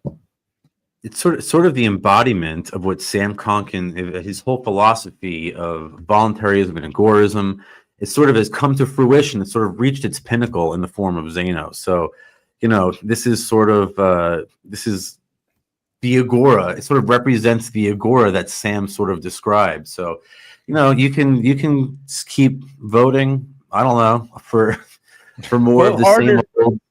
You can vote harder. I don't know. I don't know what to tell you. You can work twice as long at the phone bank. You can knock on 100 times as many doors as you've done every other election. You can vote for the same parties, but if you want a real solution to these problems, the only ones doing this are the agorists and the sort of entrepreneurs and people who are sort of disintermediating the state and creating these solutions. Right. There's the laws of the universe, like gravity and E equals MC squared. Well, there's also the law of economics, and markets win inevitably. You can't print your way out of debt, and the law of economics will win, and people will gravitate to the market that is winning or works. And sometimes they're pushed that way, and that's fine. So hard times bring about change, and there's a need for change. Shoot, I was almost ready to go register and vote, and I was going to vote for Harris to hasten the demise of the system. Yep. Speed things up. But I was like, no, I can't. I'm not going to trade my principles for that. That's I took a hit already in the fork wars. I sided with BCH, and I'm proud of it because it was principled. It was a principled decision. Authoritarian. Yep. Yep. Wow. No, it is exciting times. It is exciting times ahead, and it's a race. It is a race.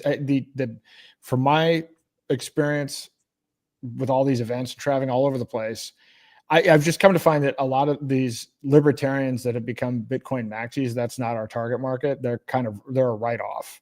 And they should naturally be aligned, and they're not. And you have to come to that realization, and then find some of these other categories and places where there is more receptivity to the fundamental idea. Because a lot of these people have lost their way ideologically. I don't know whether they think that if they cut their own hair and they dollar cost average in, then at some point, if they don't sell the asset, they're going to end up in a citadel on top of the world, owning everything. I don't even understand that, like the appeal to it conceptually, but nevertheless, great marketing and great propaganda, but there are a lot of people out there that had never used cryptocurrency before, but are looking for alternatives. And a lot of it is out of necessity, out of being debanked and out of other things. And so those are our people, I think, for this. Yeah, and look, you can. It's very possible that you can make a shit ton of money speculating on some given coin. But from a libertarian perspective, an agorist perspective, they're useless, right? If there's no utility behind it, if it doesn't make the world a better place by solving some problem created by the state, then it's useless. And it really, at that point, it really kind of just lacks value. We can talk about what Menger and Mises said about how a commodity has to have some sort of utility before it can be used as money and traded as a medium of exchange. And I think that's we've lost that picture with the maximalists.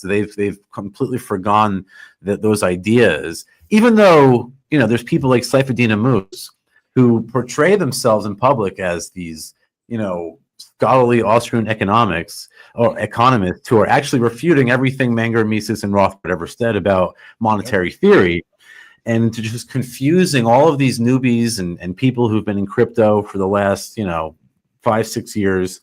They have been sort of fallen prey to these scam artists and grifters, and unfortunately, that's sort of retarded the movement a lot. But again, if people read Hijacking Bitcoin and Roger Ver's book, they'll see that was no accident, right? This was all done on purpose to protect the banking cartel and their monopoly on money, just as we all suspected for years.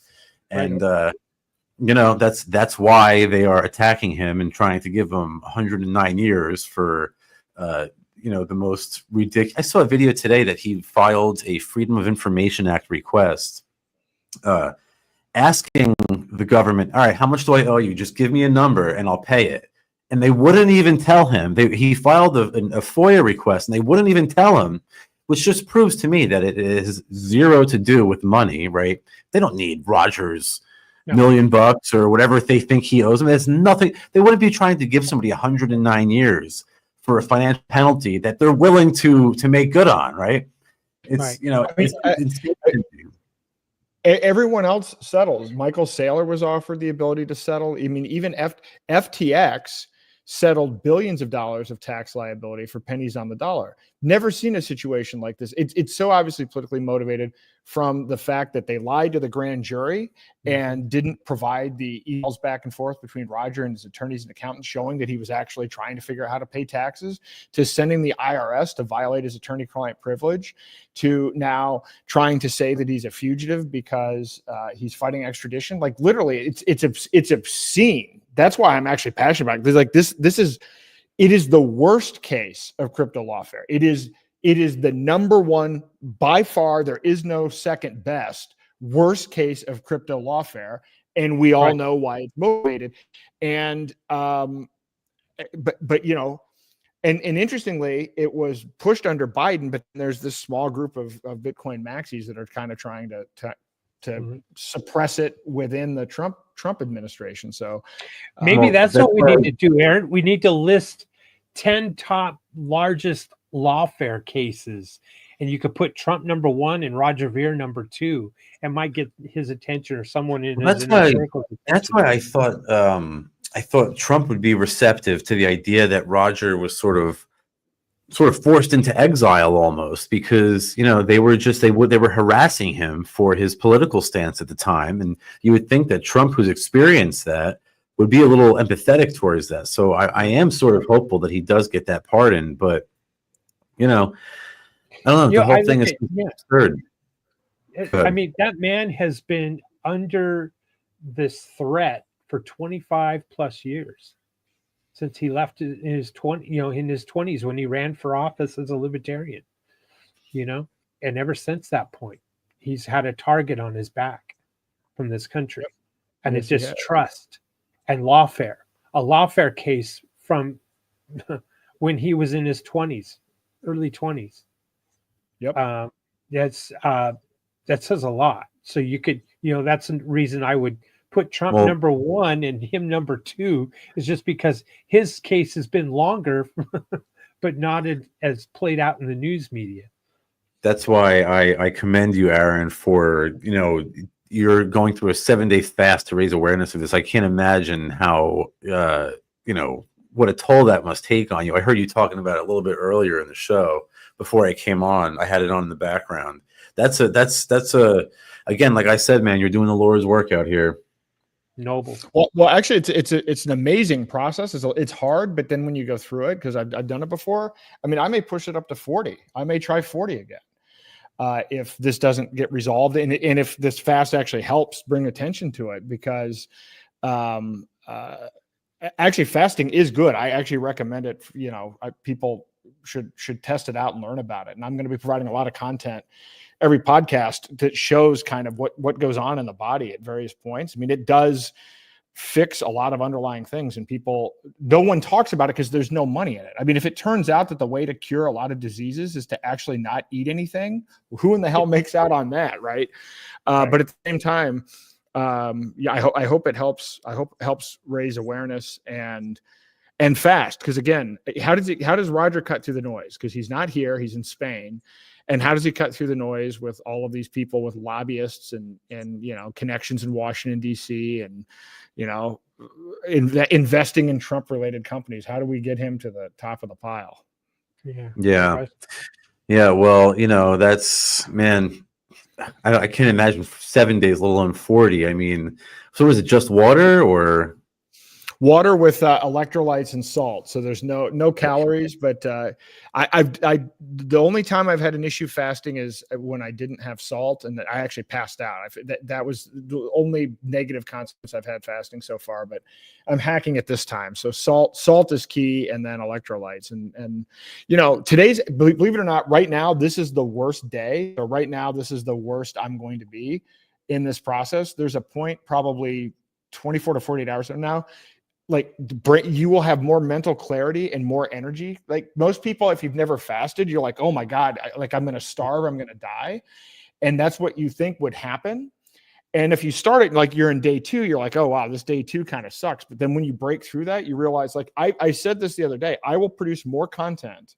If I were to do this for a month, I will produce more content in 1 month than I have in the past year.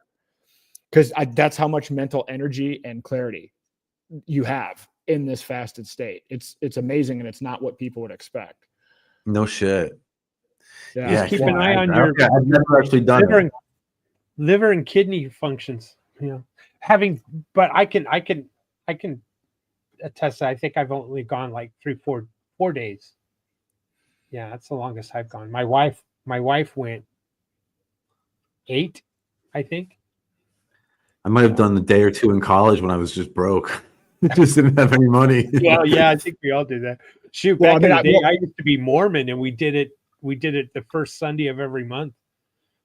Right. Oh man. Well, I didn't jump at it. I mean, I went, I did 1 day, and I mean, I've kind of built up over time. So I would not advocate. I don't think anybody just jumps into a long, prolonged fast. You have to learn how it works. But then when you do learn how it works, it's like, oh yeah, this is actually a pretty effective tool for doing a lot of things. Like I truly feel like if you had a group of people that did a 7-day fast together, the other thing is you get into this mental focus, this mental energy, and you're so present that I wonder what it would be like to have, if we were having this conversation right now, where all 4 of us were in a fasted state. I'm telling you, like we'd solve most of the world's problems. I'm convinced. Well, we need a centralized government and put fasted people in the fast focus state.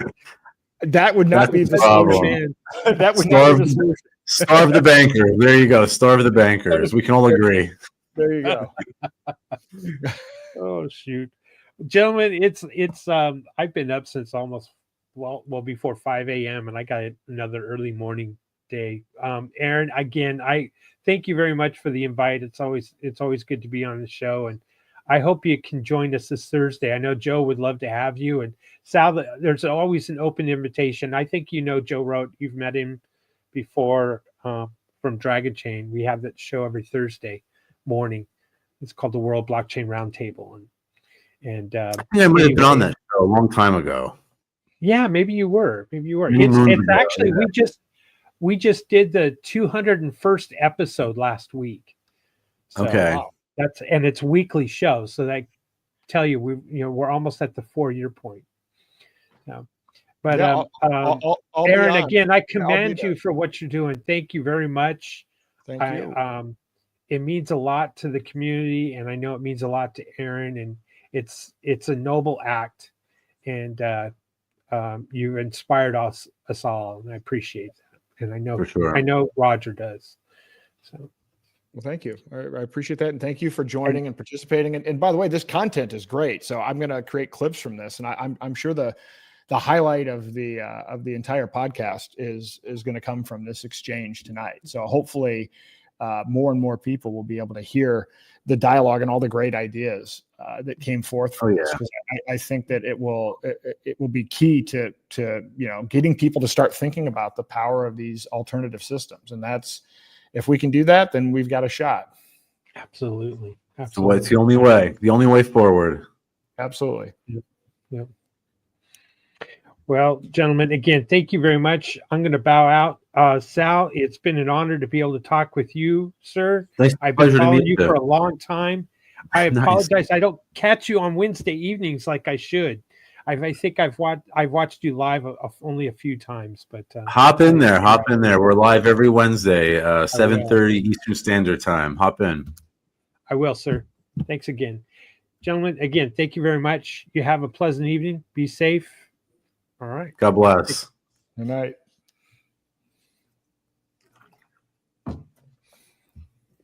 Yeah, it was cool. It's cool meeting all these guys tonight. You always put on a good presentation, man. I appreciate that. Yeah, I like this part the best. It's just hard to get people to, obviously it's time consuming and it's not always a convenient time, but I love having these conversations. And I'm really grateful that you could come on. Been a big fan for forever. So, of course, no. As soon as I saw you, first of all, when I saw you mention the fast, I was like, oh my God, that's like such a brilliant idea. And then I saw you go on live talking about it. As soon as I got home, I plugged it in and I was like, man, let me on stream because you're talking about all the important stuff. And, unfortunately going to so many podcasts, I'll like guests on, and it's kind of nonsensical stuff, just agorism versus this and Bob, and it's okay, it's all good and well, but like you're talking about solutions and real issues in the agorist movement, like the war on crypto, and that's the stuff that we have to talk about. That's the important stuff that needs to take center stage, not what Angela McArdle's doing or whoever the new head of the LP is or who voted for who. It's unfortunately there's of all the problems we have in the world, let's talk about solutions, and that's why I love what you do so much. Again, tremendous fan for a long time. Well, thank you. I appreciate that, and and it is exciting.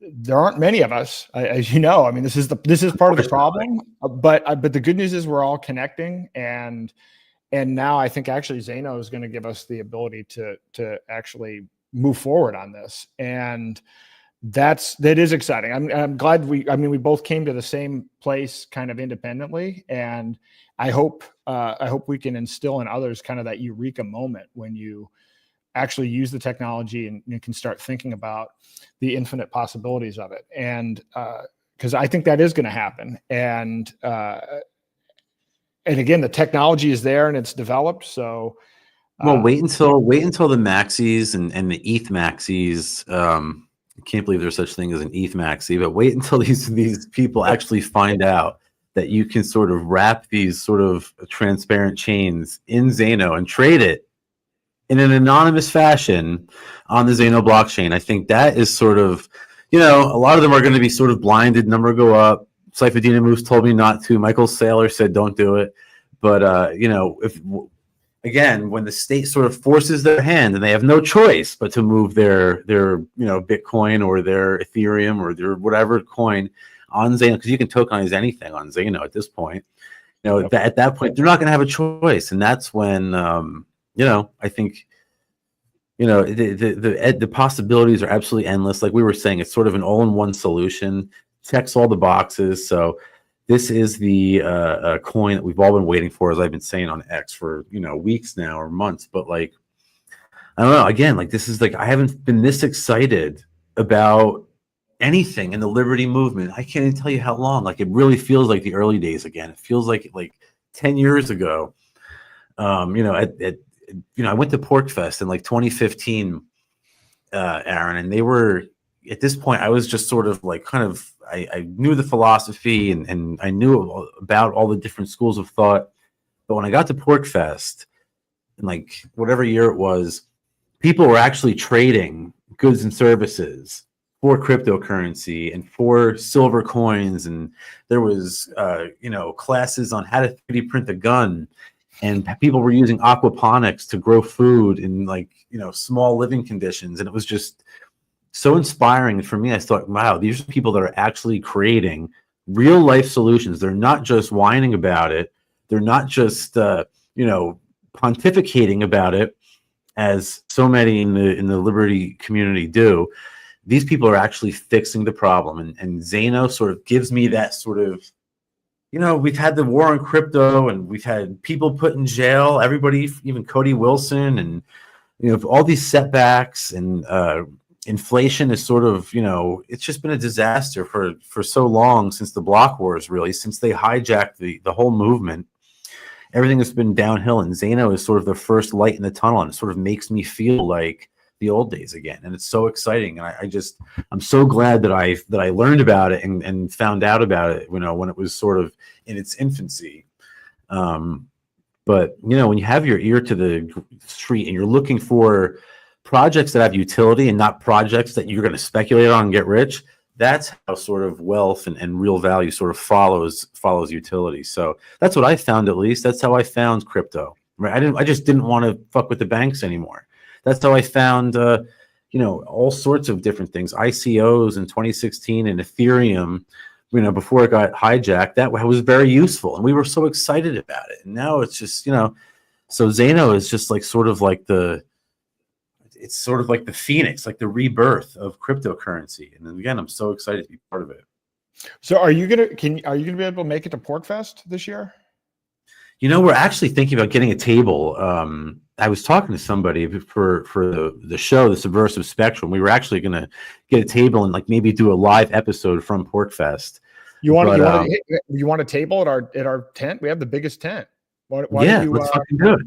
Why don't we do that there? Because I'll tell you, so my vision for this, I had this vision for a long time. My vision of this was that Ian would be there, Ross would be there, and Ian would be there. That was actually the original, the idea behind it. But, I learned about Bitcoin from Roger at Liberty Forum, but also at PorkFest. And that's where I met Eric Voorhees. I found this video clip from 2012 of Roger where he was giving away these physical Bitcoin. And they were valued at the time at between $7 and $11 each. And I think he gave away like 100 coins. Yeah, he gave away like 150 of these at PorkFest in 2012. And so there's a video of him being interviewed about this. And so there's this Agora Alley at PorkFest. So for this entire week, nobody is using fiat currency at all. And you have people like I can't remember the guy's name that he sold baklava and he made, whatever. He's retired off of selling baklava at PorkFest. I think Roger bought some. And so, and over the last few years, it's kind of dwindled because people haven't been able to use Bitcoin. But last year, Monero started to take center stage, and then I was using Zano and I was using Goldbacks. And so I thought, what if we had the 2012, 2013 kind of Roger energy? And it was electric at Liberty Forum. But what if we brought that back with privacy coins and then like just went all out? So the Zano guys are coming in for this. So we're going to have Confidential Layer is sponsoring, Zano's sponsoring. I'm going to talk about Karma, but it's not just talking about it. It's like, okay, I'm going to go to Agora Alley and I'm just going to buy whatever, everything in Agora Alley if they're willing to take Zano, and we're going to just pound the pavement for the entire week. And just try to make it happen. And, I'll bring a bunch of merchandise from Agora Threads, my libertarian merchandise store, and I'll set up a table and I'll just everything's for sale. I'll price it all in Zano, and I can bring 3D printers from 3D Printer Go Burr, and we can even print a gun there, and we can sell 3D printers for Zano. Nobody even has to know. Perfect. I love it. Let's do it. I mean, truly. And I want as many people to come to PorkFest as possible. And this is the intent. This is the energy. And is your table in Agora Valley or?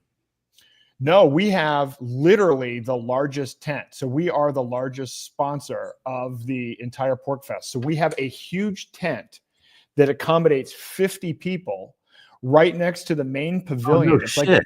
It's between the pavilion and like the fire pit. And so basically we took the brownstone tent. So there's like a stage and there's like seating and there's a couch. And then we know exactly what you're talking about. Yeah, they're going to allow us to have tables outside of the thing as well. And that's it. And it's 100% privacy coin related. And it's Monero and Zano and everything else, but I mean, it's going to be predominantly Zano and Zano. I'm having like a spiritual experience right now because that tent is where I learned how to 3D print guns in like 2014. Cody Wilson sent down one of his buddies to like run a seminar, and I attended the seminar. I'm sitting there, my jaw was on the floor. I'm like, I can print a gun. Like I'm living in New Jersey. Like, where do I get this 3D printer? You know what I mean? So then I ended up starting 3D Printer Go Burr, which was one of my first successful startups. And like, it was just a life-changing experience. So now to be in the same tent for a Zano related purpose, it just seems like I've sort of come full circle. I just absolutely love it. So wait, you rented out the whole tent and they're actually allowing you to sleep in that tent?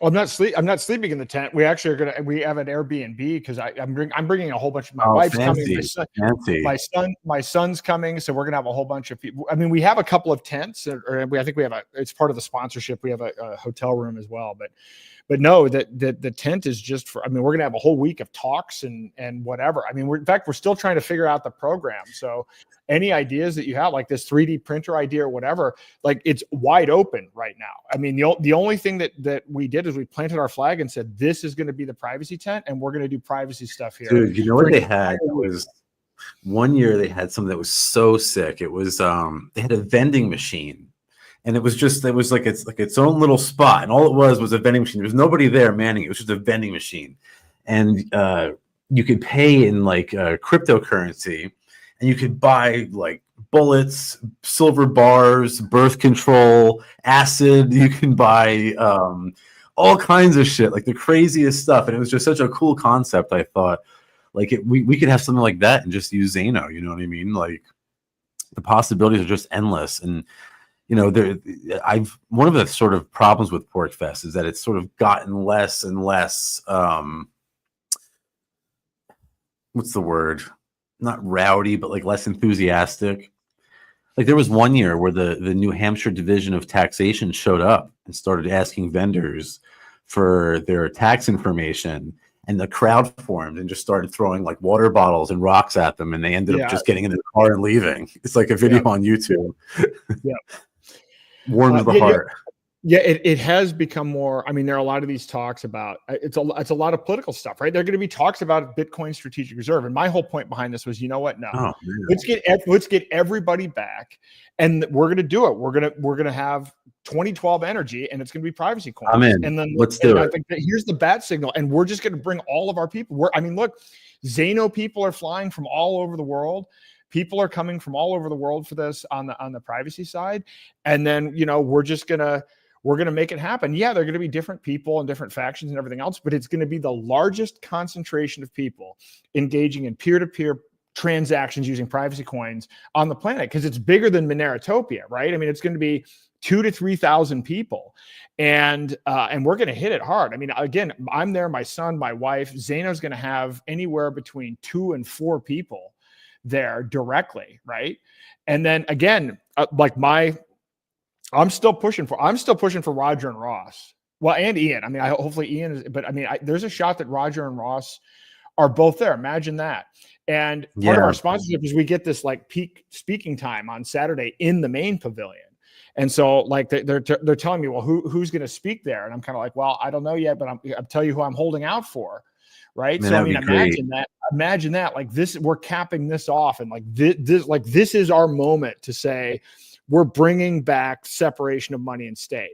We're bringing back voluntary. Then this is what we're going to do. And so I'm excited. Like I'm totally pumped about that. So you're getting me pumped up for the whole thing, man. Like I'm getting like the old school crypto vibes just having this conversation with you. It's so refreshing to hear like people think this way, because it's just depressing on X sometimes and Instagram when you hear these number go up maxis and it's just so boring and just they're not talking about anything except getting rich. Like I want to talk about like this kind of like creating solutions to issues. And I can remember when the last time we were at PorcFest, it was like freeing Ross was such a major issue, and now the fact that he could be speaking there is just, I don't know, it's just so like it's just wonderful stuff, exciting stuff. And if Roger could be there, that's why everybody needs to go out and sign that petition. Of course, free Roger now, but like we're really hoping he has a pardon and can get there before, his court case in May. Yeah, no, I think it'd be a world changing event, and so I think it's gonna. I really do think it's gonna happen. I don't know. There's a part of me that we're putting a lot of energy behind it. There are a lot of people that have a lot of energy behind it. And we're just not going to give up. And so I do think it's going to be a lot of work. Like, I don't think it's going to be easy. It's obviously it hasn't been easy, but I also think kind of the struggle of it, but when it does happen, it's going to make it that much more magical. So I have high hopes on this. I mean, Trump's claims to be the guy who is ending the war on crypto. I wish I could find that post that he made from before. I know I posted something about it, but he said something like, the war on crypto is over. I think he might have even used the term war on crypto. So it's like, look, here we go. It's not about, like we said earlier, like letting the Hawk Tuah girl go free or something like that. We have to actually take meaningful steps, like freeing the Crypto Six and Ian Freeman, and all he did was use a vending machine, right, to sell crypto, and Roger Ver, who is just a completely political persecution, and they have to sort of deregulate a lot of these point of sale. You're talking about the problem with point of sale, the need for a real good solution for point of sale. And that's one of the things I felt in my business. They basically destroyed a couple of my businesses that way, that were sort of crypto dominant. And then all of a sudden, you get your only POS system pulled right out underneath you, and you can't do sales anymore. So, this is the stuff that has to be done to actually end the war on crypto, not like the bullshit stuff like letting people get scammed by the Hawk Tuah girl. So hopefully we see some real action, and if he's in time for Porkfest, man, that would be legendary. I know. I think we can make it happen. I think if we keep pushing this out there, again, a lot of it for Trump, we know it's not based on principle. A lot of it's based on momentum. But I think if enough people are getting out the story, getting out the word, there's pressure behind it. I mean, after a certain point, once people find out who Roger is and all of this stuff that he's done, then it becomes embarrassing for them to continue to allow this to happen. I mean, we're on day 338 of him being stuck in Spain. I mean, we're, in less than a month, it will have been a year. Like, this is it's just beyond embarrassing. So I think the more gets out, the more pressure there is, and we make it so that it becomes he loses more political capital by not dropping the case and by not pardoning. Right. I think that's why what you're doing and with the fast to raise awareness is so important and so critical. Like we sort of needed a solution to like really raise awareness, and boom, you stepped up, and I think you really hit the nail on the head with this one. And I really think that this is going to sort of make people, force them to actually take a look at what's going on. The fact that Elon said that Ross or that Roger shouldn't get a pardon because he renounced his citizenship, like you would think Trump, who is a victim of lawfare in this like almost to the same degree, would be the first one to sort of feel empathetic towards Roger's case. And I don't know. I like it. Like you said, I am hopeful. I do think there's a lot of good energy behind this movement, so it's not out of the realm of possibilities. I think there's a good question, and look, think about it. So Roger was originally targeted by Clinton, right? So I mean, it's one of those things where it's like, well, yeah, if every other president is going to try to steal your freedom, it does make it a little bit. Can we get a little bit of predictability here? I mean, why wouldn't he leave? How could you leave? I mean, if your whole view was, by the way, just what is more patriotic than being a young entrepreneur selling firecrackers on the internet during the .com boom? How is that even like, shouldn't that be something that's an example? Look at this enterprising guy. And so like, it's even bizarre to me that he got arrested for that. But I would think the question is, can we get it elevated so that he hears about it? Who does he hear about it from? I mean, is he going to hear about it from some Bitcoin maxi in the context, or is he going to hear about it like Tucker Carlson? Is he going to hear about it? If he hears about it from enough people, oh, did you hear about this guy? Oh, did you hear about this guy who did this? And this is what they're doing. This is how they're persecuting him. I think if we surround him so that he's hearing it from multiple points, then, I think he'll be reasonable about it.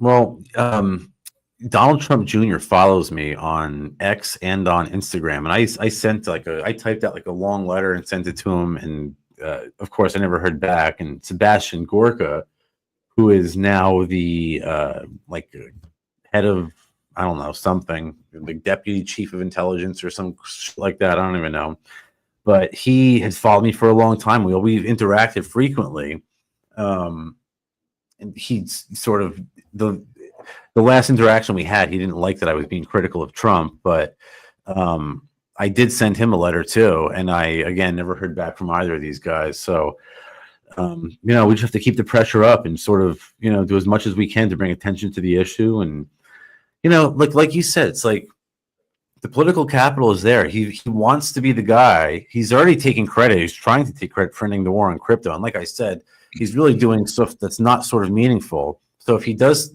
takes a major step, like freeing Roger in the Crypto 6. I commend him for, getting rid of the sanctions on Tornado Cash and stopping a lot of the SEC bullshit. But like, hey, let's go. Like, this is how you actually do it. And on top of that, look, rile up the base. The IRS is the one on the other end of the stick here. So, it's always politically popular to go after the IRS and to go against them. So, and by the way, that's what he's doing, right? He's sort of, he's cut the workforce back. So, hey, look, I'm going to end all these IRS lawfare cases as well. The political capital is there. I don't really know what the holdup is. I really don't, because from a political strategy, it seems like a no-brainer. I don't understand. I went to school for political strategy. That's what I was supposed to be, and I did it for a while. And you would think this is like a very easy one. Like, yeah, let's go. Free these guys. You can take credit for being, the merciful pro-crypto president, the innovation president, and trying to draw new technologies to the country. And he's just missing the boat, unfortunately. I mean, pardoning Bitcoin Jesus seems like a win. If you're going if you're going to usher in the golden age, and America is going to be dominant in Bitcoin and in crypto, how can you do that while at the same time persecuting Bitcoin Jesus? That doesn't even make any sense. So it seems so. The only question is he just getting bad information from a select group of Bitcoin maxis? Because in reality, it's very much in his favor politically to pardon Roger and to embrace Roger. Yeah, well, why? I was unaware that he had so many maximalists in his circle, and I know that Roger and the Winklevoss twins are well acquainted. I don't know where that relationship stands, because I think they're sort of like the, Trump respects money, and the Winklevoss twins have a lot of it. So I think he kind of takes his cues on crypto from not only his children, Eric and Don Jr., but also from the Winklevoss twins. Now, I know Don Jr. spoke at the Bitcoin Maxi conference that they have in Miami. So he might have been introduced to a lot of these, toxic maximalist grifters, like Jack Mahler, and I don't know who he shared a stage with, but he might be being influenced by those people. So I don't know, but I hope that but eventually they're going to have to sort of, like, if we put enough pressure on and you keep this fast up, I mean, come on, we're going to blow this thing up. I'm going to post it everywhere. The more you post about it, I'm just going to repost it. I'm going to tag it on Instagram. I'll put it on Snapchat. We're going to get this out to as many people as possible. Well, that'd be great. And I think if we can build internal momentum, and then by the time, again, however long this goes, I'm hoping to hear some, like tomorrow that, it's over with and it's resolved, because I'm sure they've got to have stuff going on behind the scenes, right? It's not like that there's not things going on, but at the same time, to me, once the fast hits like 21 days, then we're in, then it becomes something that will gain even more. Like right now, I'm on day 2. Okay, well, most people are gonna be like, oh, he's not even going to go through with it or whatever. But like 21 days is Gandhi numbers. Like that's actually the longest fast, right? Gandhi did, and I'm saying, and by the way, here would be the marketing if we have to go this far. Jesus fasted 40 days, so. The idea here is that this is a 40-day fast to free Bitcoin Jesus. I love it. That would be the theme of it if it has to go that far. Again, I prefer if it doesn't, but I do know what I do know what the process is like, and so I do know I can do it, and I think it can help bring awareness. And again, hopefully all of this content, and what I'm struck by is just like, and I appreciate the video that you did about Roger and some other people. Sterling Lujan did a clip, and John Bush did a clip, and I had a clip from Jeffrey Tucker and from Joel. And it's just amazing, when I travel, just how everybody that Roger's interacted with, it's just been a really positive experience where he's either helped out or inspired them, or in some cases it was humanitarian, and he's done it all privately behind the scene. He probably hates this, right? I mean, like, I'm sure he's like cringing, because I think he probably doesn't want, all of this stuff that he's done necessarily being highlighted, but it's, and he certainly wouldn't do it himself, but I think it helps him when people find out about all this great stuff. Yeah, they have no idea. I mean, he's funded private cities, different libertarian initiatives, so many crypto projects. I can't even the original blockchain.info wallet, obviously bitcoin.com. Like you mentioned all the cryptocurrencies earlier that he was involved with, like right off the bat. I mean, if you want to, he's involved in so much and so many charitable things that you're right, though. He should really kind of like, at this point, if I were him, I'd be like, hey, I'm not a bad guy. Look at all the nice things that I've done, because it sort of counters the narrative that he's some sort of tax evading criminal. He's like the most generous guy in the world for people he doesn't even know or hasn't even met. He doesn't care if it's going to cost him $100,000 or $1 million to stay to jail, he would happily pay it. But it's just not about the tax case. It's a lawfare case, and it's been going on, unfortunately, for a long time. And somebody in the administration has to step up and put a stop to it. Yep. Well, so sooner or later, again, the political capital will be the title shift, and it'll be something that they have to deal with. And so, and I think we can pull that off. And so, I'm in the back of my mind, I'm visualizing, being able to introduce Roger on the main stage at PorcFest, and that we are going to ignite 2,000 to 3,000 people to Zano and privacy coins and tokenization, and we're just going to be not only talking about it, but like showing them and using it. Like that is my. Like that vision that keeps me up, that motivates me, that can happen, because, I saw it on a mini scale in 2012. This is even bigger. This is like, and then imagine you get Ross there. So I'm jazzed, and I appreciate it.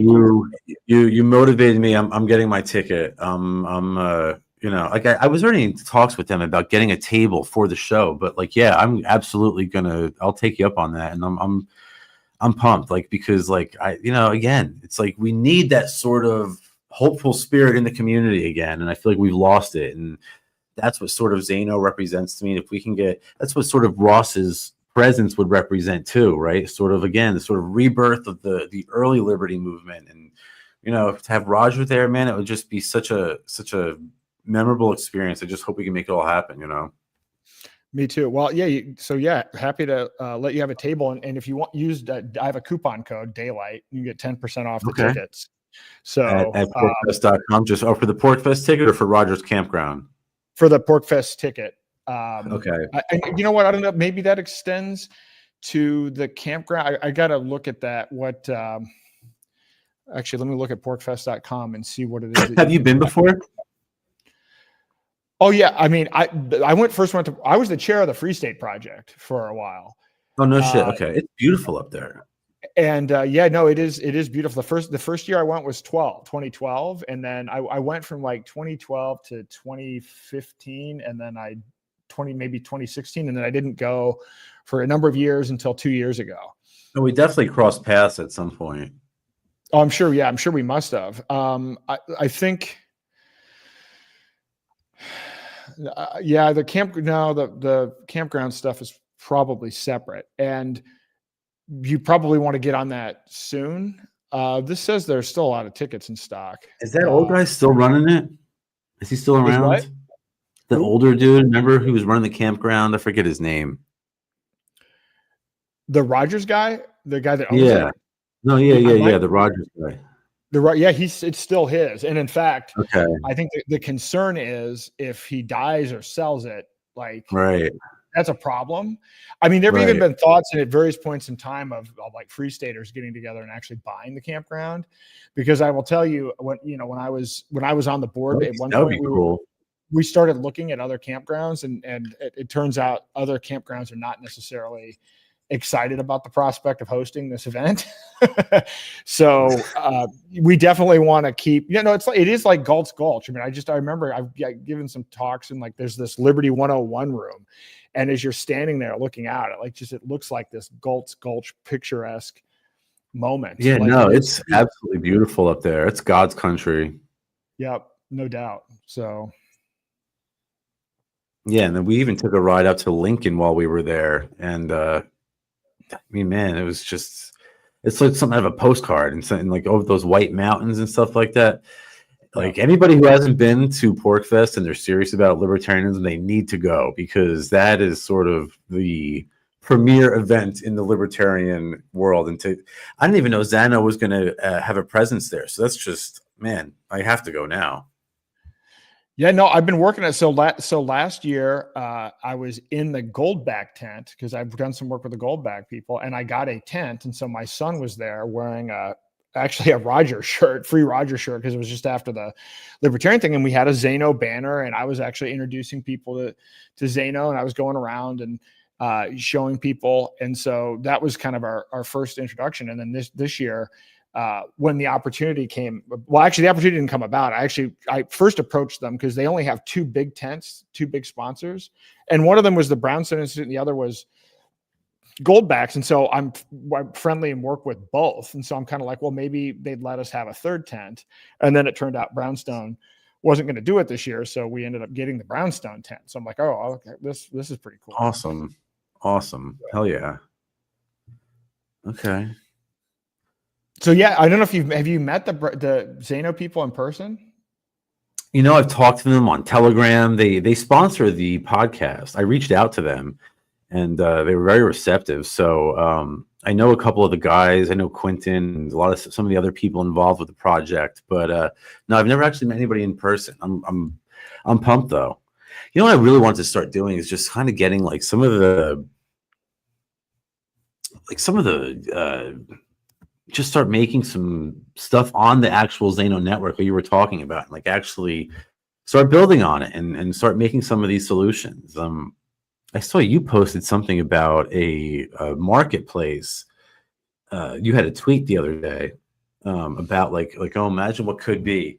But like, is that actually done, or is that being built? What's the status of that? It's not done. This is actually something that I was toying with in 2019, was the idea of creating an alternative healthcare system that used crypto as a payment mechanism. And I've spent some time, and it turns out the biggest issue is you can't get doctors or people in healthcare to do it because they can't leave the confines of whatever their structures. But this is different than that. This is now medical tourism and everything else.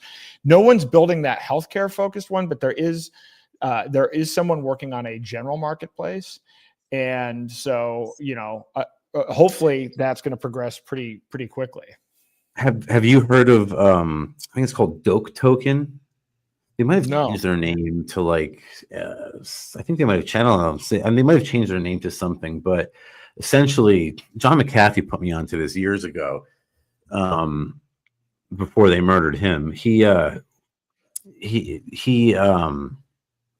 I guess the idea was, you allow these healthcare companies to have access, or you allow this, whatever, to have access to your healthcare records, and in exchange you get dope tokens, and these tokens can be exchanged for things like telehealth services, and I don't know what else. Who knows? But I thought that was an interesting concept at the time, and I don't think anything ever really came of it. And I think it kind of, the regulators got to it pretty quickly. But with Zano, something like that is actually possible.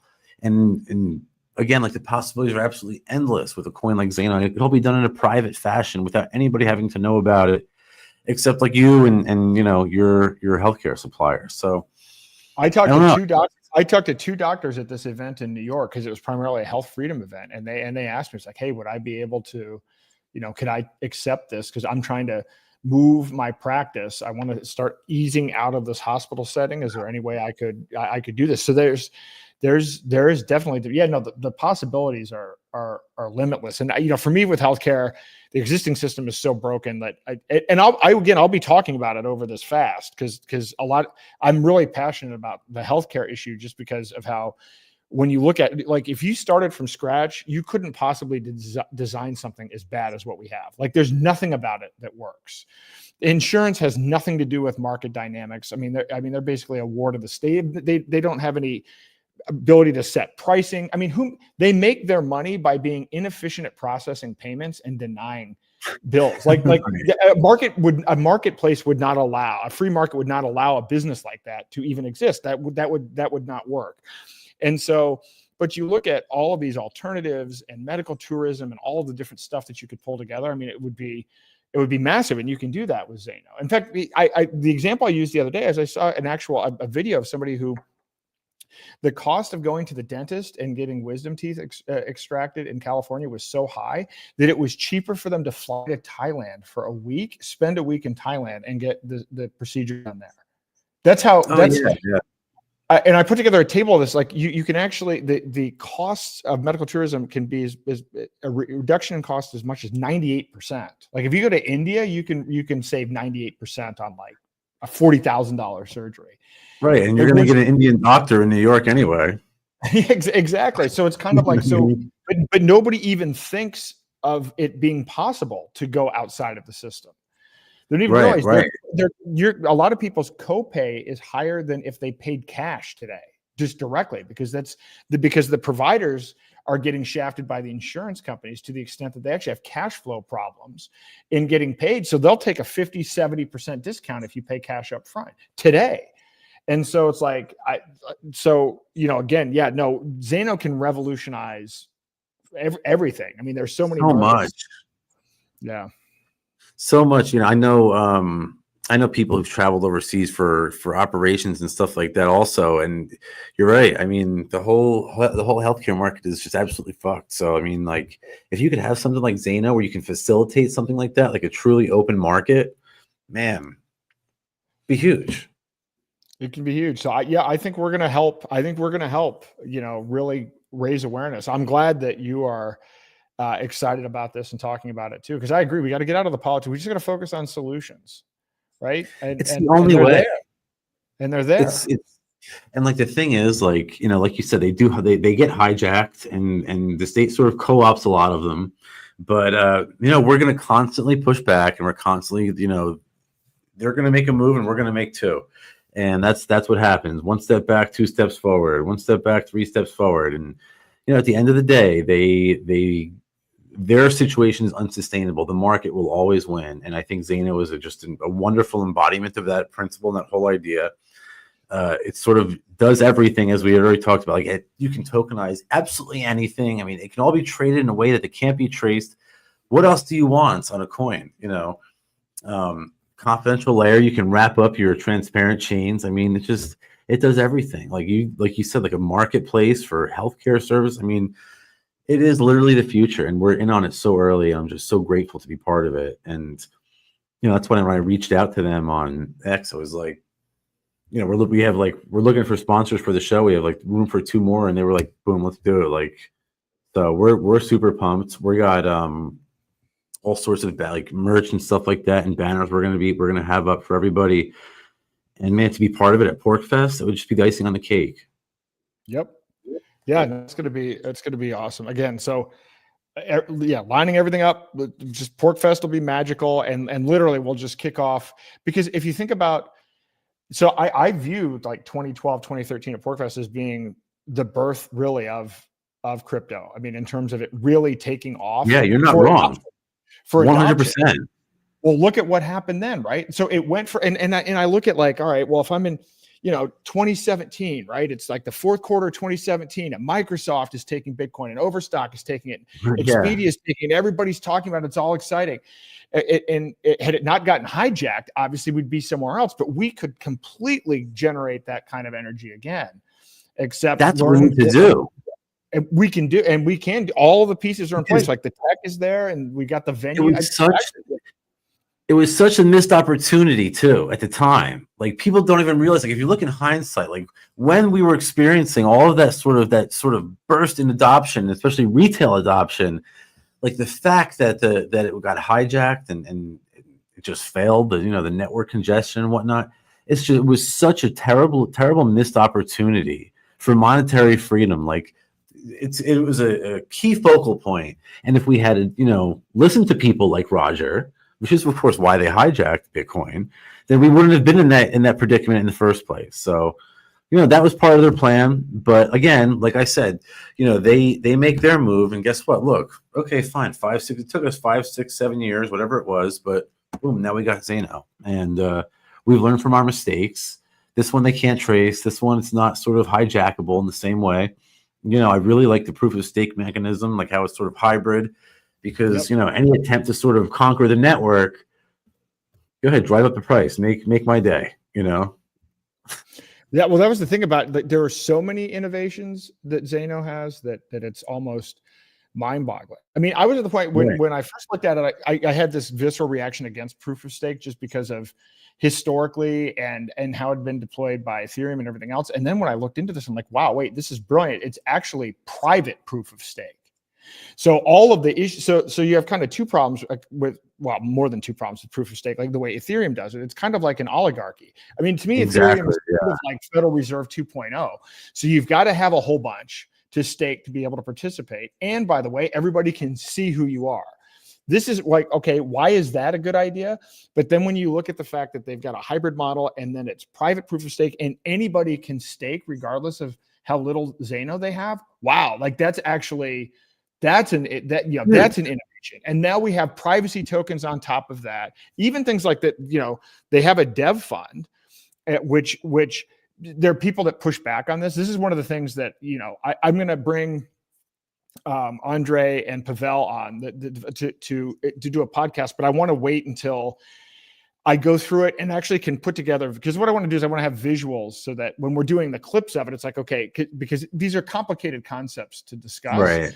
But when you go through it and you look at like the security model of the hybrid proof of work, proof of stake, like it's more secure than these other models, and the way that they revelation.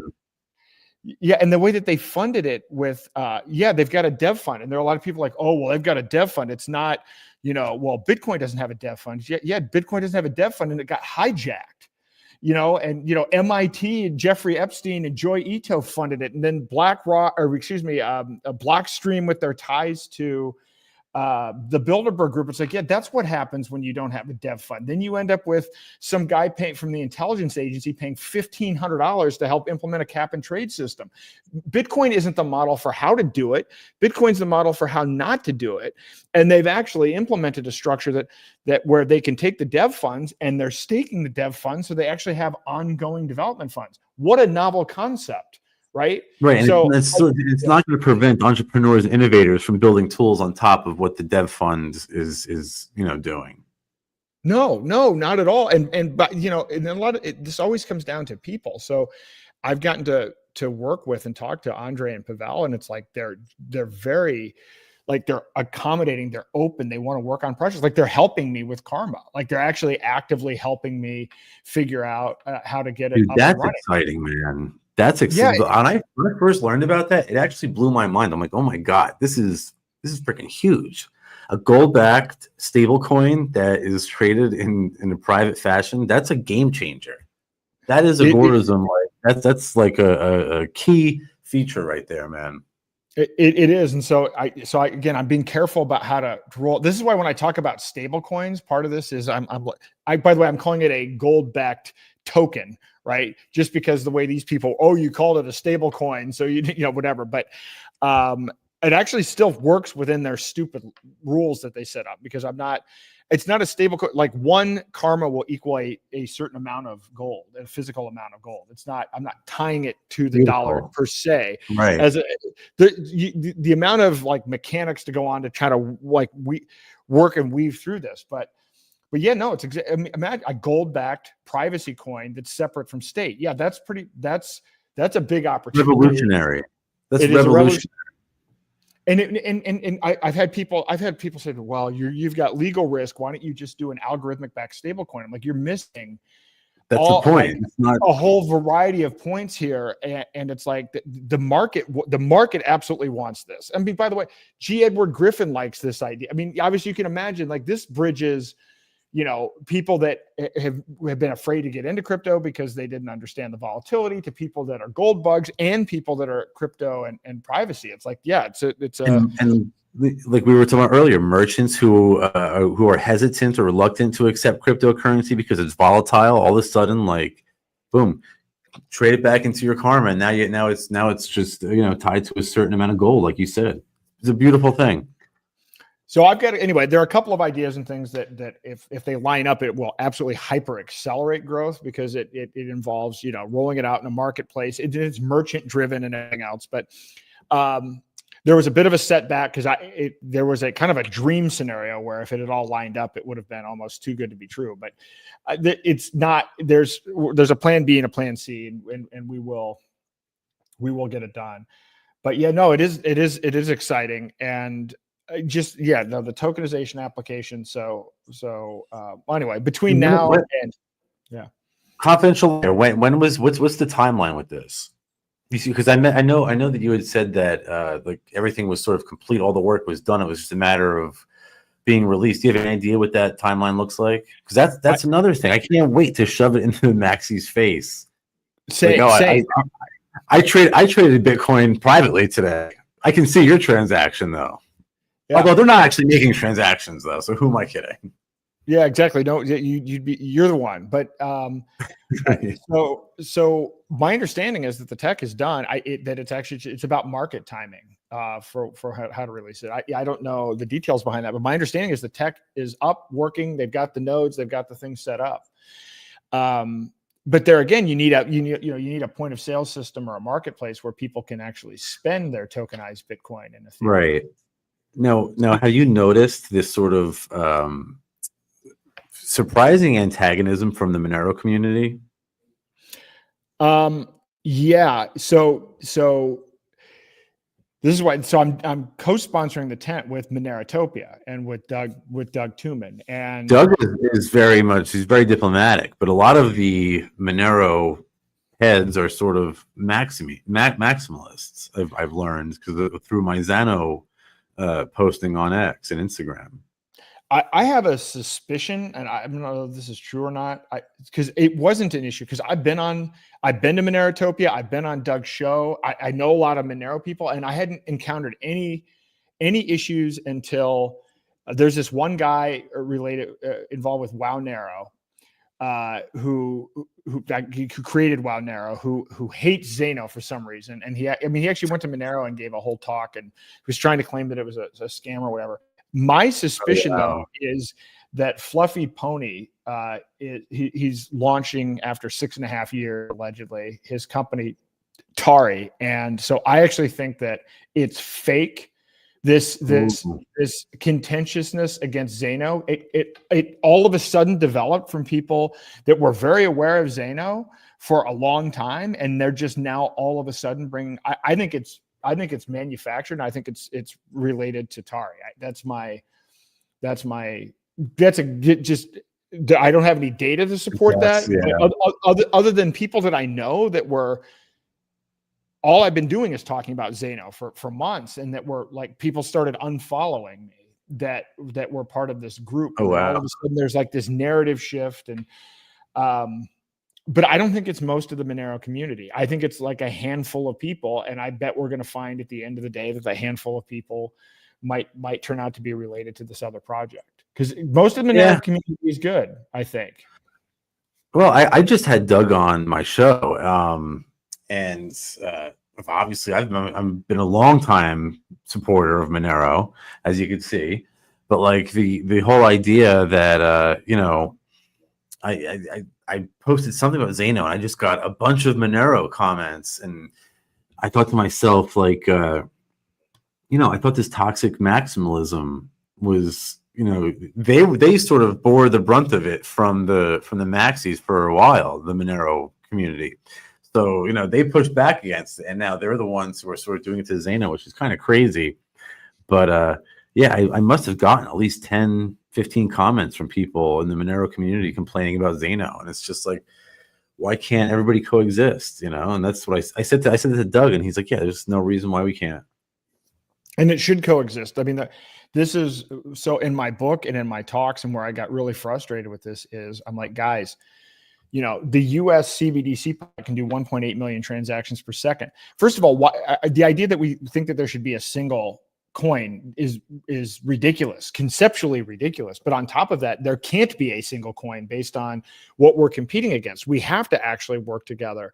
And to the extent that Zeno is about tokenizing other assets, the example that I use is it's like, okay, you have CBD from the technocrats' perspective, they're working towards a global CBDC backed by energy credits and then centrally tokenizing all of the assets. Well, in a parallel free structure, you need a privacy coin and you need privacy tokens. Monero doesn't do privacy tokens. So it's 100% complementary. And this is why what leads me to believe it's related to this Tari project, because the Tari project is supposed to have, which it hasn't after 6.5 years. It's been a flop as a project, right? Like literally they've taken $70 million of venture capital and they have not released a product in 6.5 years. But when you read the marketing materials claim they're going to have second layer solutions and they're going to be able to do tokenization. And so that's why I think that all of a sudden, and it's actually just been in the last like 90 days.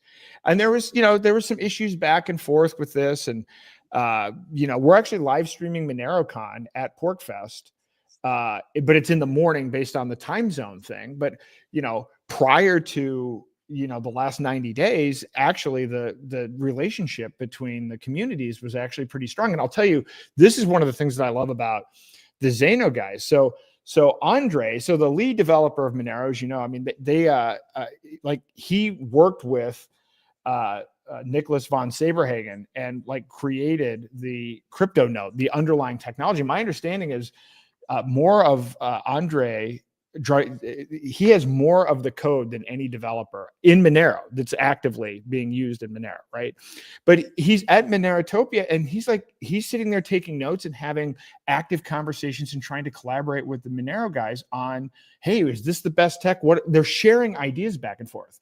Like he's not going there being tribalistic in any way, shape, or form. The only thing that I've seen from the hardcore Zeno team is an interest in the truth and getting the best technology and being collaborative.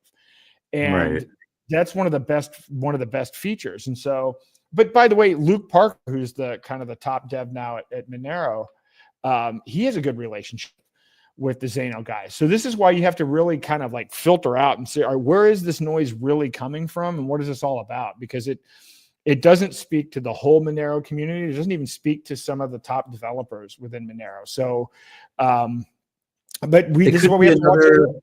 It could be like another sort of agitation for, a civil war in a sort of more niche space within the crypto community amongst privacy enthusiasts, Well, it's either that or it's more It's like a Bitcoin hijacking. It could be a deep state. It could be a deep state thing. It could be a deep state thing all over again. And this is why, the approach that I've taken, because there's been a lot of back and forth. And I'm like, look, I like Doug. I want to collaborate with him. I want to continue. I want to go to Monerotopia again, next year. Oh, I love Doug. I want to continue to collaborate, and I hope that we work together on actually calling out if there are bad actors that are trying to infiltrate, that we don't get tribal and that we actually more focus on, hey, what's actually going on here, and really drill into it. Because we can't let this get the only thing that I would say before is the markets do win unless they get hijacked by deep state actors. So we got to make sure that doesn't happen. We just have to be just overly rigorous about it. Well, that's what I like about Zeno is that it sort of has a lot of built-in mechanisms to sort of prevent against that. And that sort of kind of gives me, Satoshi vibes. Yeah, no, it does. It was very thoughtful, and it took me a long time to. And there's more to understand, and there's more being developed. But this is one of those projects where you have multiple aha moments, not just one. Oh, I know. It's just like it's an ongoing. Oh, wait. Then I combine this with the opportunities with this. It's like, wow, okay, this is. Wait until it hits the broader crypto community, let alone the general public. I mean, the general public is so far away from just understanding the Cambrian explosion and what is on the verge of happening. Most people in crypto don't understand what's going on. We were talking about all the different applications. Most people in crypto, but you said you made a list of 50 of them. Most people can't list, 5 to 10. They say NFTs or something like that, or I don't even know. So the idea of actually using the tokens in a way that sort of creates more freedom, and sort of, like I said, we were talking about earlier, how you can open up these capital markets with, tokenizing securities and assets. I mean, the possibilities are absolutely endless. And Xano is the sort of tool that finally brings it all together and ties everything together and makes it all happen. So, well, so again, the, I'm just the, like pumped to yeah. be in on it so early. Well, and again, for me, the part of it was there's the opportunity, but it's also the fact that you're right. Most people, they don't even have 5 or 10. Most people in crypto only have at most 2, and it's NFTs and meme coins. That's actually almost all anybody knows. But the problem is that there will be a Tocambrian explosion, but based on how it's going right now, in the absence of Xano, it's going to be CBDC like. This is why we have to. There needs to be a sense of urgency from kind of our community to say, yeah, we have the potential to do Xano, and if we don't do Xano, this is the alternative, because there isn't an alternative where we don't get tokens. So now it's just a choice. So we should have like a profound sense of urgency about getting this adopted in the marketplace as quickly as possible. Because if we don't, these people aren't going to be number go up in a world with BlackRock centrally controlled tokenization of assets. It's actually even designed for us to not own anything. By the way that they've changed the legal agreements underlying the tokens and everything else, this is how we end up getting fleeced of all of our assets. And so there's a lot at stake here. And it's complicated.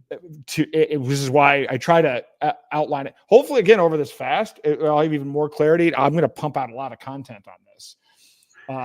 Look, everything will be tokenized. If we allow the state to facilitate that, it'll be another missed opportunity. Just like we were talking earlier about how we missed the opportunity when in 2017 with Bitcoin's potential for retail adoption. It'll be another missed opportunity, and that's why Xano. We need to get as many people to have this sort of aha moment as possible. So I think it's something that I'll definitely be pushing more and more of over the next coming months. I'll have more and more content about this myself, because I mean, every show on my stream, we do a whole segment about Xano and what's going on in Xano. So, I don't know. It's just, it's at this point, it almost seems like it's our only hope, frankly. Every other project has sort of been hijacked or just, completely. If it hasn't been hijacked and it's just failed at this point, like, I don't know. Although Ethereum, you can even make the case that Ethereum has been hijacked at this point as well. So, and it's always the ones with disruptive potential, right? Like that's the ones who they try to go after, which is why, of course, your theory about Monero would make so much sense. Yeah. So, and maybe I'm wrong, but at the same time, this is the kind of stuff we just have to agree to call out and then acknowledge. Again, Roger. So I'm trying to learn from. So what do we learn from Roger? Because we're free speech, and I don't want to use their tactics. I don't want to get into propaganda and censorship, but let's look at what happened. So how do we prevent that from happening? And it's happening now, right? It's still happening. I mean, on the Bitcoin front, it's the propaganda and censorship is still there. I mean, obviously we launched Xano, but how do we? But that doesn't solve the question of what could have been done. Could anything have been done differently to prevent hijacking Bitcoin? I read the Block Size Wars. I think it's that's the other book that's kind of the other view, the more pro small blocker book. Although when I read it, I actually saw that there was some agreement. I actually read that book and they basically said, well, the big blockers weren't necessarily wrong, but they got outsmarted tactically. That was what kind of the takeaway that I got from that book, which it's like, okay, even if they got outsmarted tactically, we ended up in the worst place. We ended up with a bad outcome. And got outsmarted tactically by CIA agents. Yeah. So what do we do? What if nefarious people are trying to infiltrate the Monero and cause a schism? And it's created some disruption. We're working our way through it. And like the Xano is not a tribal project, and they're going to take kind of the principled high ground. But how do we make sure that this doesn't happen? Like what could we learn from the process? Well, again, that's why I love this proof of stake, proof of work hybrid model. Because again, like you said, like I initially had the same reaction. I thought, man, proof of stake, inherently oligarchic. And then I started actually gaming it out in my head. I'm like, wait, this actually makes sense. Because like you said, anybody can stake. It's sort of a much more open and transparent process. So I think it sort of fixes a lot of the problems that, a lot of us had. This hybrid model is sort of, I think is sort of the protection that we need against the sort of hijacking of cryptocurrency. They can't really hijack it if you think about it in theory in this way, because if they just try to buy up more and more of the network, it's just going to make the coin more valuable. Yep. Yeah, and at this point, the beauty of this project is it's been around for 5 years, right? And so if you were in Zano in the last 5 years, you were in it for ideological purposes. No one was in speculating on Zano. So you basically have people that understood and are hardcore about the importance of privacy and understand tokenization. Well, I mean, so this isn't like the CIA wasn't in on that. They weren't in on that. Look at the effect, though. Like, look at the effect. And like, this is what I try telling people, like, follow innovation, follow disruption. Don't chase, don't speculate. Go with coins that actually do something. If they have a utility, then stay away from them. And lo and behold, Zano was one of the top performing coins last year. I just saw the metrics today. I forget on them in front of me, but we were like, Zano was like, I don't know, top 10, top 20 coins performing last year. So, this year everything's taken a hit from the tariffs and all sorts of bullshit going on in the market with, all sorts of other nonsense unrelated. But, it's a matter of time till I truly believe $100 Zano is inevitable. It's going to happen a lot quicker than people think. So don't be surprised if those financial speculators that we're concerned about do show up at the watering well sometime soon. Well, I mean, so it's the market cap is still under $100 million, and I know when Roger reached out to me, I think the market cap's like $25 million. I'm like, how is this even possible? This is a $25 million market cap. Like, this is like what? So, and it's still under $100 million. So I don't think people are appreciating, like, it's whatever 300. The opportunity is massive relative to the market size that can be addressed and the utility. I mean, yeah, no, it's going to be a surprise for a lot of people. And yeah, last year was big. I think some people got upset because the price was appreciating, but it is, I mean, whatever, it's still only $100 million market cap.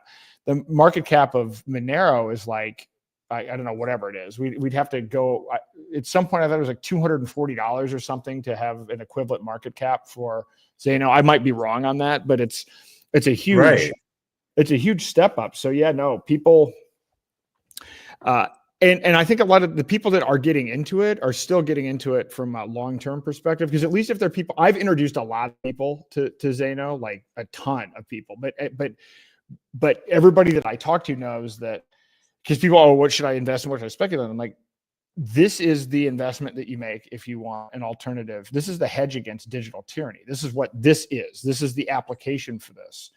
I mean, the market cap is small, but I mean, the use case is, I have no idea.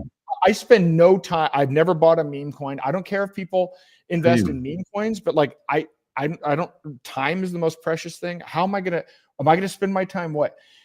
Becoming an insider on when a rug pull is going to happen with a meme coin? Why would I spend my time on that?